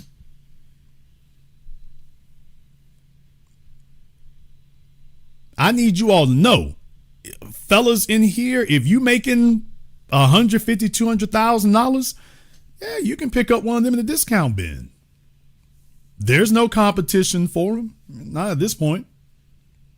Jason, including her? Yeah, including her. Are you serious? I'm serious. Her too? Her too. Yeah, the two that you all are not saying the names of? No, I'm talking about them two. Those two. Yeah, but I saw her in that movie. Uh-huh. No, not her. Yeah, her. You could. I'm going to leave it right there. But by the way, anybody who likes Baywatch, you thought picking up the old porn stars, you thought that was an option? Okay. Come on, man. 20 years of depreciation? In their case, 30 years of depreciation?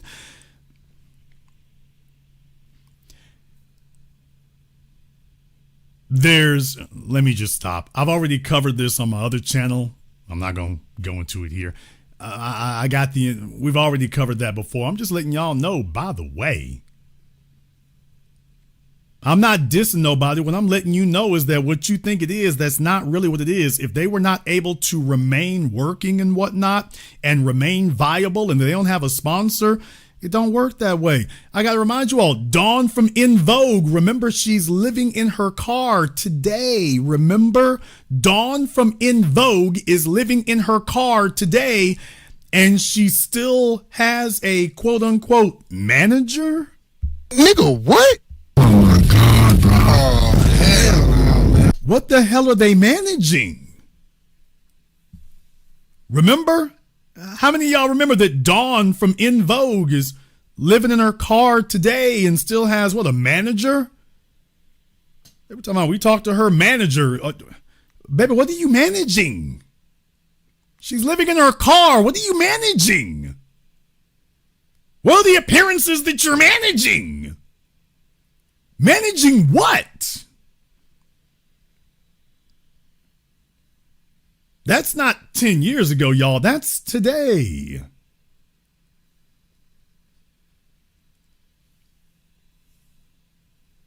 And then you wonder how they can end up on DJ Vlad. And until TMZ and the rest of them dropped the beans, spilled the beans on the car situation, it's like, okay, you would have thought as long as she gets dutied up and everything's sweet and everything's fine. Y'all don't know what's going on, man. Folks don't know what the numbers really are. I'm just letting y'all know. Anything that you was drooling over back in the 90s, Go take a look. I'm going to say one name. Go take a look at Amerie's divorce documents. Go find out what the income really is. Some of the hoes on Facebook and Instagram were upset. Why? Because TMZ just told you what the damn document said? How many of y'all think Ashanti was making millions of dollars off of Murder Inc.? How many of y'all still think that? How many of you think that that's a thing? I don't know how many folk really believe that that's a thing.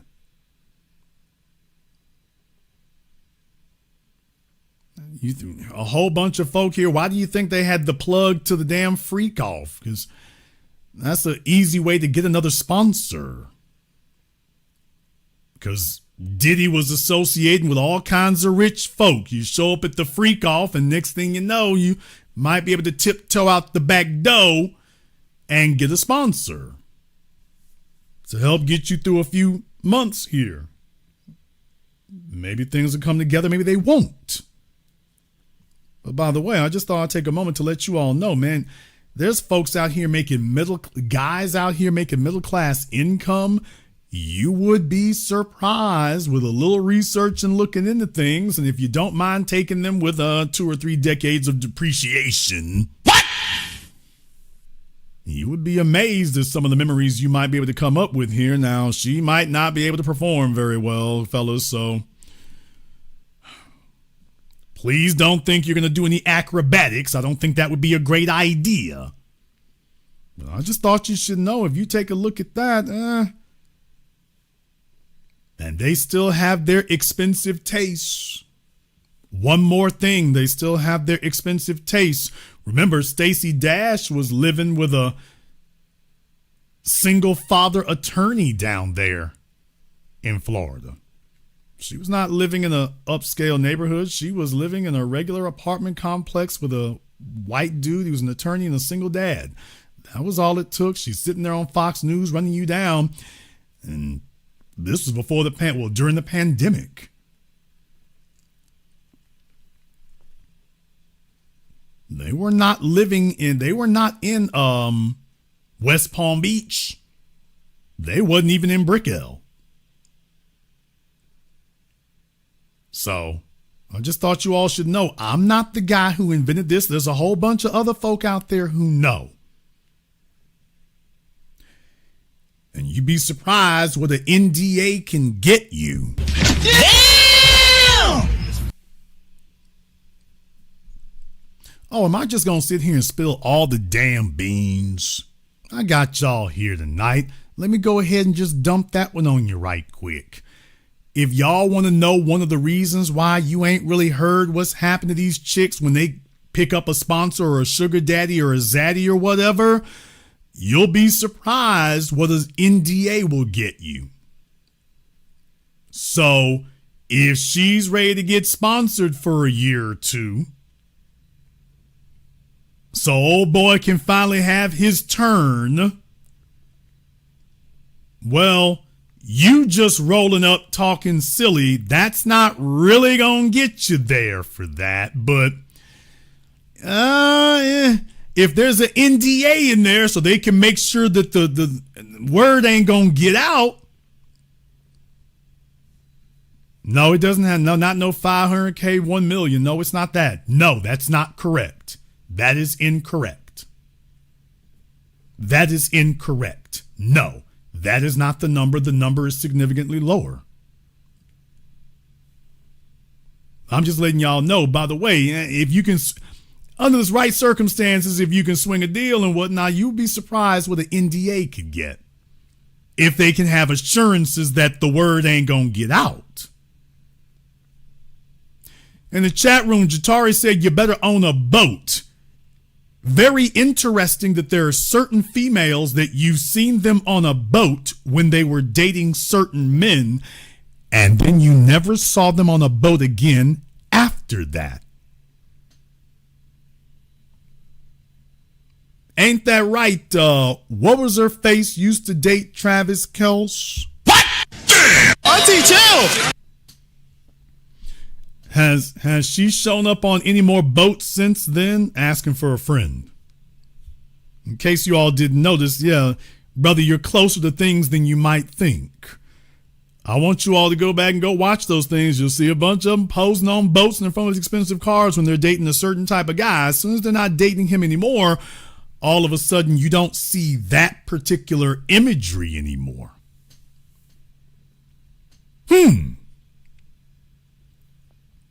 All right. No, I'm not supposed to go this far into it because people would actually start thinking about these things. And once they start thinking about these things, then they start putting it together. Although most people are so damn numbskull, it doesn't even really matter to them. But for those of you who actually can be bothered, by the way, yeah, that's one key telltale sign right there. If they're with the right guy, next thing you know, you see boats. As soon as they're not with him, you don't see boats anymore. Now, you might not always be privy to who the guy is, but when you watch their social media, all of a sudden, poof, they're on a boat. Poof, they're in a Rolls Royce. Poof, they're on a jet plane. And then as soon as they're not, it's over. Shout out April Jones. It's the high life and everything. April, and it's good, honest work. She's gone for nursing classes, truth in advertising. Yeah, y'all don't want to go down this rabbit hole, you know. It would just disenchant you about your wonderful fantasies of your favorite celebrities. It would just disenchant you if I just keep going into details. I'm just ruining it for you. But yeah, that's a thing.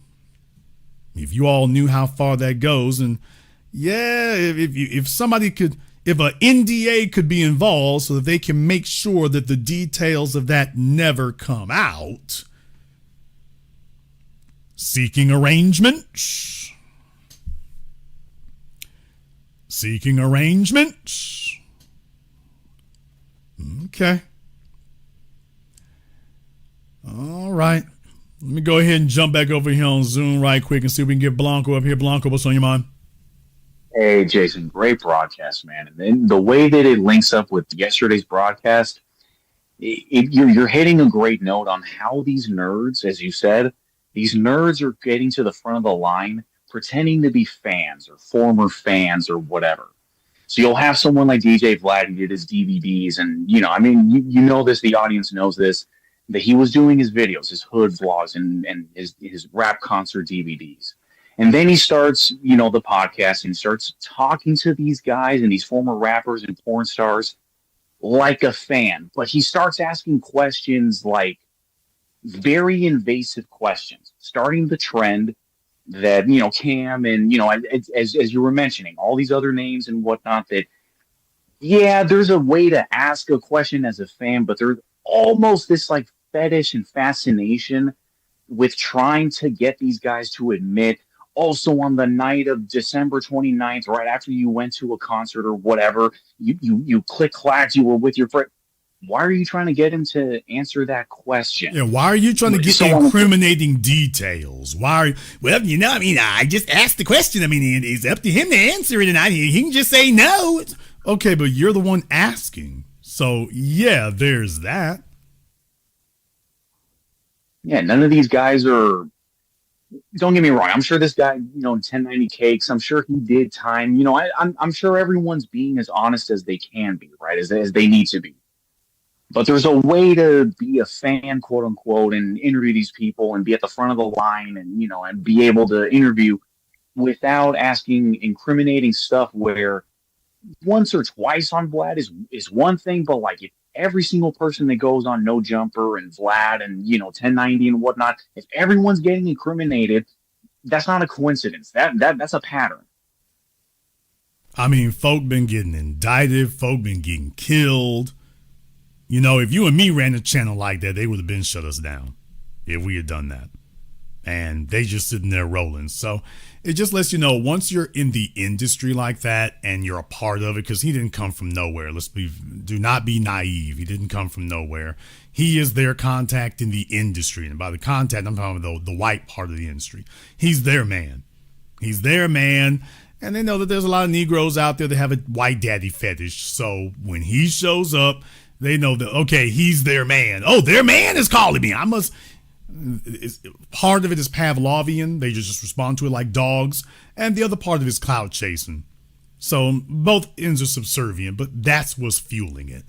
And, it's sad to see. You hate to see it go like that, but I'm just letting you all know when you see it, back off the sympathy to a certain extent. I'm not desirous to see nobody go down, but by the same token, if they sat there begging for it, at a certain point, we have to be smart enough to say, yeah, this guy is out. He's out. Whatever it is, this fetish or dream that you have that you're going to legitimize them or blackicize, he's out. He's out. And everybody who just decides to defy that and ignore it, I mean, you're going to get what you get. You saw the last dozen, what they got, and you're just going to ignore it? Okay. Let me just sit back and let me check in with you in a little bit and let's see how that go. I'll let you have the last word.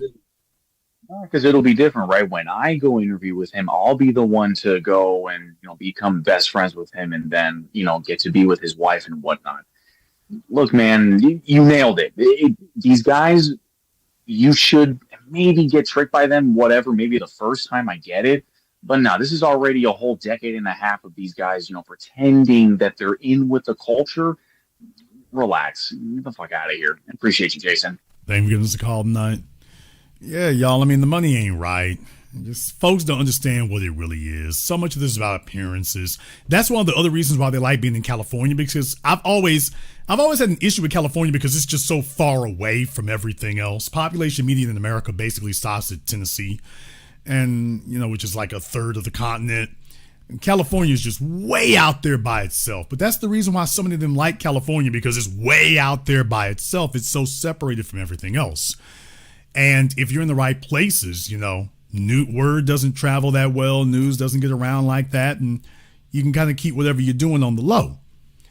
So a lot of them really desire that. They really desire to have that ability, and they desire to have that kind of distance and seclusion. And so that's why you're seeing so much of the porn industry end up there and whatnot. And I'm just letting y'all know. I mean, if you actually knew what was going on with the industry and stuff like that, it's not as elevated as a lot of you think it is. It isn't. Everything is about glitz and glamour and making it look expensive and shining it up to look expensive.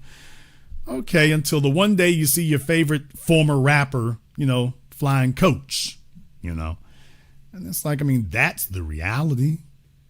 That's the reality.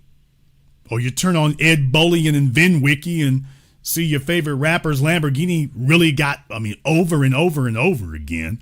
I mean, he's basically owned every so-called famous rapper's former cars, from Missy Elliott to, I don't know if he had one of Boosie's or not, but just they have those cars for a little bit and then they're gone because they have to be. You want to talk about monstrous maintenance? Go buy a Rolls Royce, go buy a Ferrari.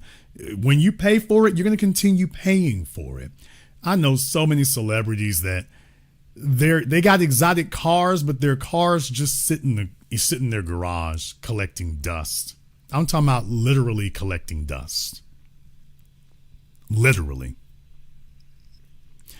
I've washed some of them. What? Damn! And I dare you to say I'm lying about that. I dare you to text me. I dare you to text me and say that I'm lying about that, or to think you're going to call me out about it. I'm not saying your names, but by the way, I'm not going that far with it, but I hope you don't want to make an issue out of it, but you do know I wasn't just sitting there for show and whatnot. I can prove every syllable I'm saying. So you probably just want to leave it there. But yeah, in case y'all didn't know, I could say names. I'm not going to do that. But yeah, I've met folk here who, you're not going to hear none of this on Vlad. I've met folk here and they may have some exotics, but their stuff is, they're sitting in the garage, man. They're sitting in the garage and they don't move for the ones who still got them, because most of them don't keep them for any real length of time. If they do, the cars are a decade old. But even the ones who are able to hold on to those, okay, congratulations if you're able to pay it off. That goes in part of your image. I think most of them keep them so they can sell them in case they ever run out of money, and most of them do. So I think that most of them keep them as things they can maybe sell later or pawn later, but I got to tell y'all, I've had a number of them and whatnot. That thing's sitting with dust on it. It's sitting with dust on it. One had to air up tires. It doesn't move. I'd like to tell you that it was just one person, but it's not just one. It's not just one. So you might have it in your fantasy in your head. Everybody's like Jay Leno. That's not the way it is. And another thing, for some of my exotic car dealers, there's one who's listening here right now, and he knows I'm telling the truth because you dealt with them. When they sell these cars and stuff, man, the maintenance is terrible. When they sell these cars, they didn't maintain them. So that's why they're not afraid to go wreck them. So you find out later and you kind of get upset. It's like, man, that was a great car. Why did they wreck it? Because they weren't maintaining it. They didn't do maintenance. They kept no records. They were just driving them around and whatnot. And in reality, wrecking them was they wrecked it before it could get taken. Some of them might try to pull some little insurance fraud. That usually doesn't work. But for the rest of them, it's because they couldn't keep it. I'm just letting y'all know, for the rest of them, they couldn't keep it. Most of them end up losing those vehicles or giving them away or selling them when they go into disrepair. Most, not some. Most.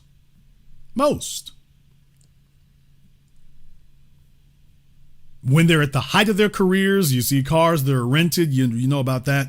Some of them actually do buy them, but even when they try, most of them end up losing them at some point. Male and female. It's not just the guys, but they end up losing it at some point. That's it. And then they start telling you later about they didn't like driving or this, that, and the other. Oh, please. No. Y'all, a brake job on the G-Wagon can cost you 10 G's. Just a brake job. Oil change, if you go to the dealership, can run you $500. A service will run you a couple of thousand. It can run you anywhere from $1,200 to a couple of thousand. B service can be the same. If you don't keep up with it, the car snitches on you. You go off and go buy these exotics and whatnot, and then you don't understand what having one really is. Folks, if you buy a Mercedes G-Wagon, Maybach, if you buy an Aston Martin, if you buy a Bentley, if you buy a Porsche 911, a GT3, if you buy a Rolls Royce, you do know these cars snitch on you. For those of you who did not know, this is not like owning your Ford Focus. These cars snitch on you. Oh, God forbid you own a Ferrari. Oh, if you own a Ferrari, that car snitches on you. If you don't do the maintenance, the car keeps a record. These cars keep records of doing the maintenance, and now they're making the cars where they got sensors on the brakes. So if the brakes need to be done and you don't do the brakes, the car knows when you didn't do the brakes either. So you used to be able to get away with that. That era is coming to an end. They got sensors on the brakes now that will let them know if you did the brakes. They already know when you did the oil. They already know when you did the transmission fluid. Now they're going to know when you did the brakes. So what I'm telling you is that ignoring maintenance, deferring maintenance, neglecting the cars, you can do it, but they're going to know. Now they can know. So if you go off and go take out a 10-year note, which if you're buying like a Lamborghini or a Ferrari, for those of you who didn't know, generally speaking, those are 10-year notes. Some folk will get them for a 7-year, but generally speaking, you're looking at a 10-year note, which is what most folk do, since that's going to be a huge one. But anywhere from 7 to 10 years is the norm. Now, you're going to be way out of warranty by then. So you still owe on the car, but you're way out of warranty. And what I'm saying is that if anything happens during the warranty period and you didn't keep up with the maintenance, and these cars are very good for doing stuff, they're very good for breaking down, they're very good for having glitches. They'll look for any reason to get out of it. They're like attorneys, they're like insurance companies. They'll look for any reason to get out of repairing it and putting it on you. But this is supposed to be the lifestyle that you were showing your fans. And if you are unprepared for that and don't realize what it really is, and you're not mechanically inclined, you don't do repairs yourself. So even for the basic stuff, you can't do it. And then you wonder how it is that they couldn't afford it, because they couldn't afford the maintenance. And they did not know that the maintenance was going to be an ongoing rolling expense. Because when you're dealing with cars like McLaren, Aston Martin, Ferrari, they have parts that wear out and then they have parts that time out. By the way, for everybody in here, in case you didn't know, your oil times out. Nigga, what? Go take a look at your owner's manual. For all of you in here, go do yourselves a favor. Your owner's manual actually tells you that you're supposed to change the oil every 3,000 miles, although most of them now say 7,000, or every 12 months, whichever comes first. So go take a look at your owner's manuals, folks. Your owner manuals for even your regular passenger cars tell you, General Motors, Ford, Toyota, it tells you you're supposed to change your oil every 7,000 miles or every 12 months, whichever comes first. Many of you have just ignored it. Some of you ignored it your whole lives. But by the way, oil is a part that times out. When you start talking about McLarens, Aston Martins, Bentleys, they have parts that time out. So these are things that you're supposed to change every few years. Even if you never drove the car, you're supposed to still change those parts. In some cases, they may be timing belts. McLaren's kind of bad about that. Clutches. But there are certain parts that you're supposed to change even if you never drove the car because they time out. Now, if nobody ever told you this and you just bought the car because we're going to style and profile and impress people, and at the dealership, I'm telling you from firsthand experience that nobody explains any of this. They figure if you can afford the car, you ready for everything to come with it, and most people are not. And so I'm telling you how your celebrities get caught up. Your rappers get caught up. Nobody tells them or teaches them how they get so far behind. Dude, Too Exotics will kill you. If you don't continue making money, if you can't continue touring, if you have one album that flops, owning Too Exotic cars will bankrupt you. Now throw in some Hermes bags for the hoes over here and whatnot. It'll murder you. Now you live in an expensive neighborhood because you want the house to match the car. And nobody explained any of this to you and you weren't ready. You want to know what a windshield is for an Aston Martin? You want to know what a windshield is for a Ferrari? You're going down the freeway or in your neighborhood, a rock chipping. All of us have had a rock chip our windshields. Okay, now chip the windshield on a Maybach or a Ferrari. Well, there's an unexpected expense, but you're going to have to deal with it. So nobody tells you that. Or you're thinking about your regular car. You chip a windshield. Okay, you might be out of a few $100s. You chip one of these, you're going to be out of several $1,000s. Now, I don't just mean one or two. More like 4 to 6. Did anyone tell you that? In the chat room, T. Orlando said, better call Safe Light. I'm going deep off in the game tonight with y'all. Let me go ahead and game up some of the squares out here. T. Orlando said, better call Safe Light. That won't work. Nigga, what? That won't work. Not because Safe Light doesn't have an aftermarket windshield. That's not the reason it won't work. Oh, Safe Light can get your... Let's go ahead and talk, for example, for Mercedes. This is my favorite example. And it's actually going to all the manufacturers now, but Mercedes is my favorite example.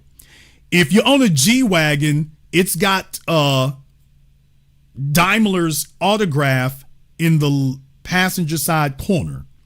If you have the Maybach, it has Wilhelm Maybach's autograph in the passenger's corner of the windshield. That's how we know you have a legit windshield and that you belong here. If you get an aftermarket windshield through Safelite, it doesn't have the autograph on it. So you see, for folks who've actually bought a G-Wagon, bought a G63, bought a Maybach GLS, they know to look for the autograph in the bottom passenger side of the windshield. If they see it, you're up to code. If you don't see it, they automatically know you ain't up to code. You can't really afford this. So it's not about can you buy the car, it's about showing them that you're not just hanging on by your fingernails, that you actually belong here. So for those of you who are unaware, on the G-Wagon, it's got Daimler's autograph on it. Gottlieb Daimler, because the three guys who started Mercedes, Carl Benz, Gottlieb Daimler, Wilhelm Maybach. Daimler's autograph is in the lower left-hand corner, the bottom corner passenger window, and Maybach's is on the Maybach in the passenger's window. You go to the aftermarket, you just get a windshield. Somebody who actually owns one, they will know if they don't see it. Now, for those of you who have Hellcats and whatnot, you know they started etching those things on the windshield too for the Dodge Demon and whatnot. They started doing that on the windshield, so you can buy an aftermarket windshield, but you won't have an authentic one anymore. Now you're going to lose your Hellcat or Demon icon. So yeah, you can go aftermarket, you can call Safelite, but you're going to lose your legitimacy. And what was the point of buying it if it's not going to be legit? You're showing folks you got a knockoff windshield. Well, the general public might not be aware. A lot of you are aware now that I've told you. However, if you actually know other celebrities, ball players, athletes, actors, folks who have actually bought these things, you want to go and pick them up from the airport, they're going to check you over to see if you're legit. They're going to check you over and take your temperature and see if things are still going well. And if they see what they got in the G-Wagon, I don't see the autograph. Oh, man. Things might be getting shaky. That's authenticity. So you want to live in the right neighborhood. You want to buy the right car. Okay, you have to take that and everything that come with it. You have to take that and everything that comes with it. Otherwise, the phone stops ringing from the people who actually belong there. So I'm just sprinkling y'all with a little bit. I know a lot of you never heard this before. You're like, wow. Yeah, these are the real rules. In case nobody ever told you, these are the real rules. If you ever want to get off into that world, these are the real rules of being able to do that.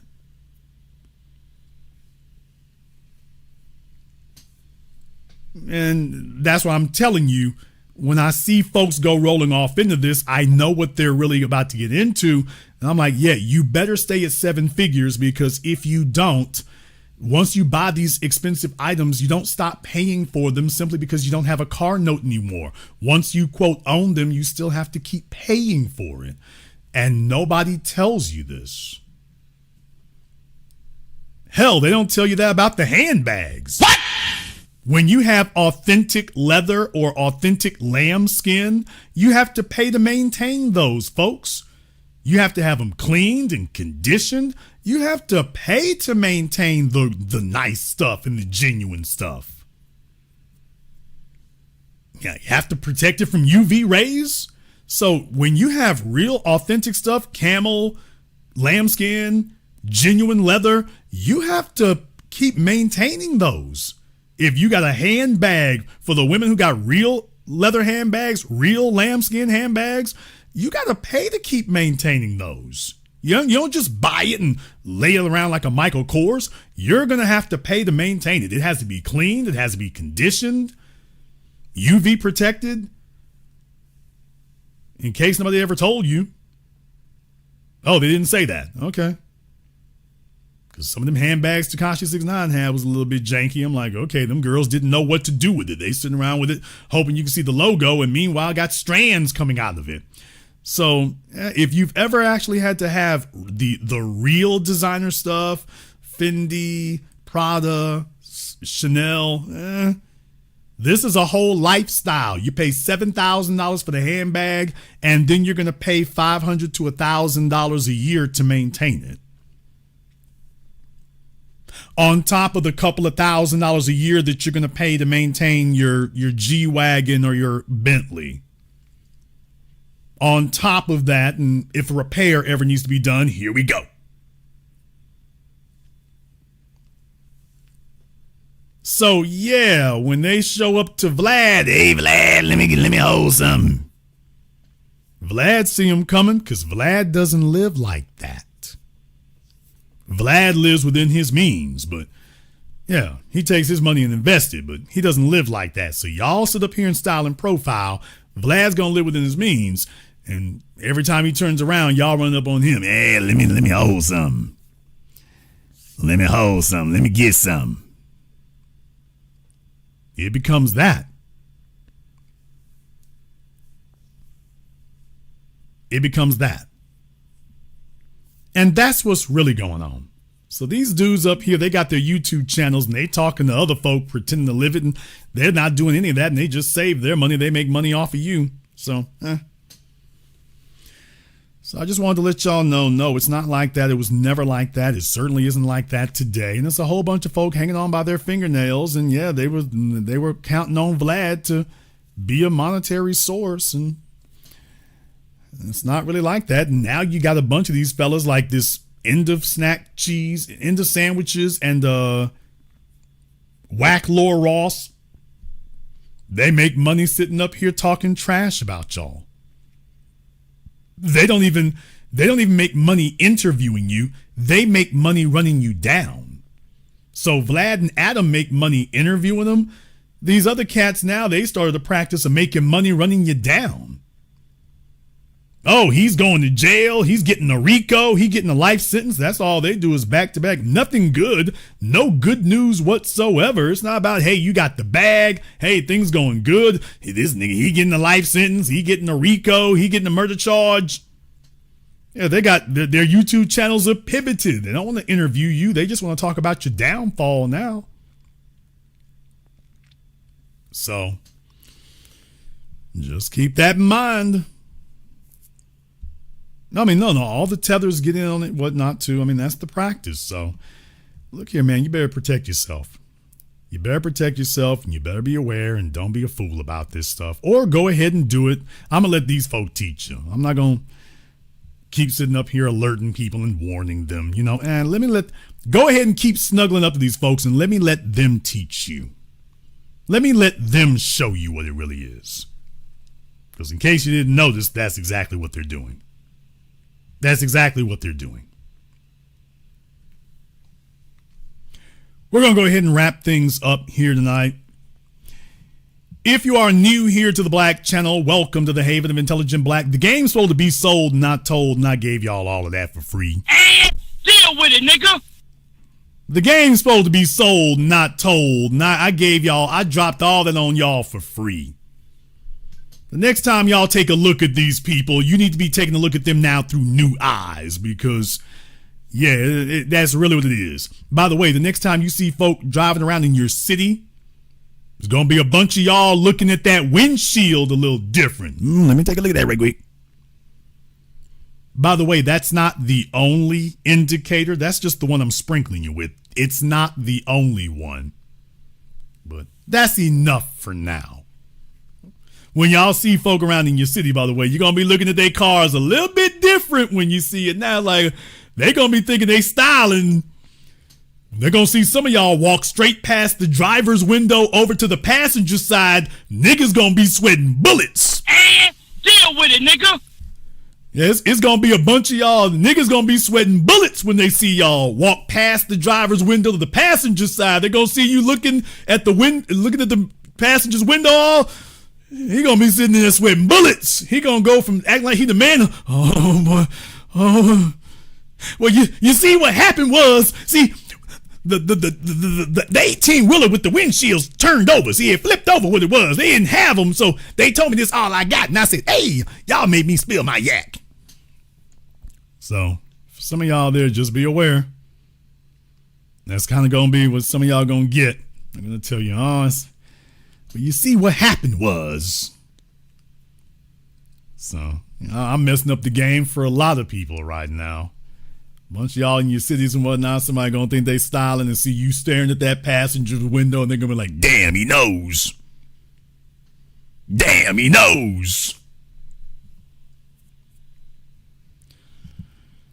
If you are new here to the Black Channel, welcome to the Haven of Intelligent Black Thought. We do this every weekend, holidays, some days in between. So click that subscribe button, that notification button, get the 720 degrees of analysis that you will receive absolutely nowhere else. If you haven't been to blackchannelfilms.com, check out our groundbreaking best-selling documentary work at blackchannelfilms.com. I want to thank all of you for tuning in to tonight's program, live or recorded. Thank you for liking, subscribing, and sharing. And this concludes tonight's broadcast of the Black Channel. I am your host, your brother, your humble servant, the Black Authority. And until next time, my brothers and my sisters from around the world, remember, black is the future, and the future is uncompromising.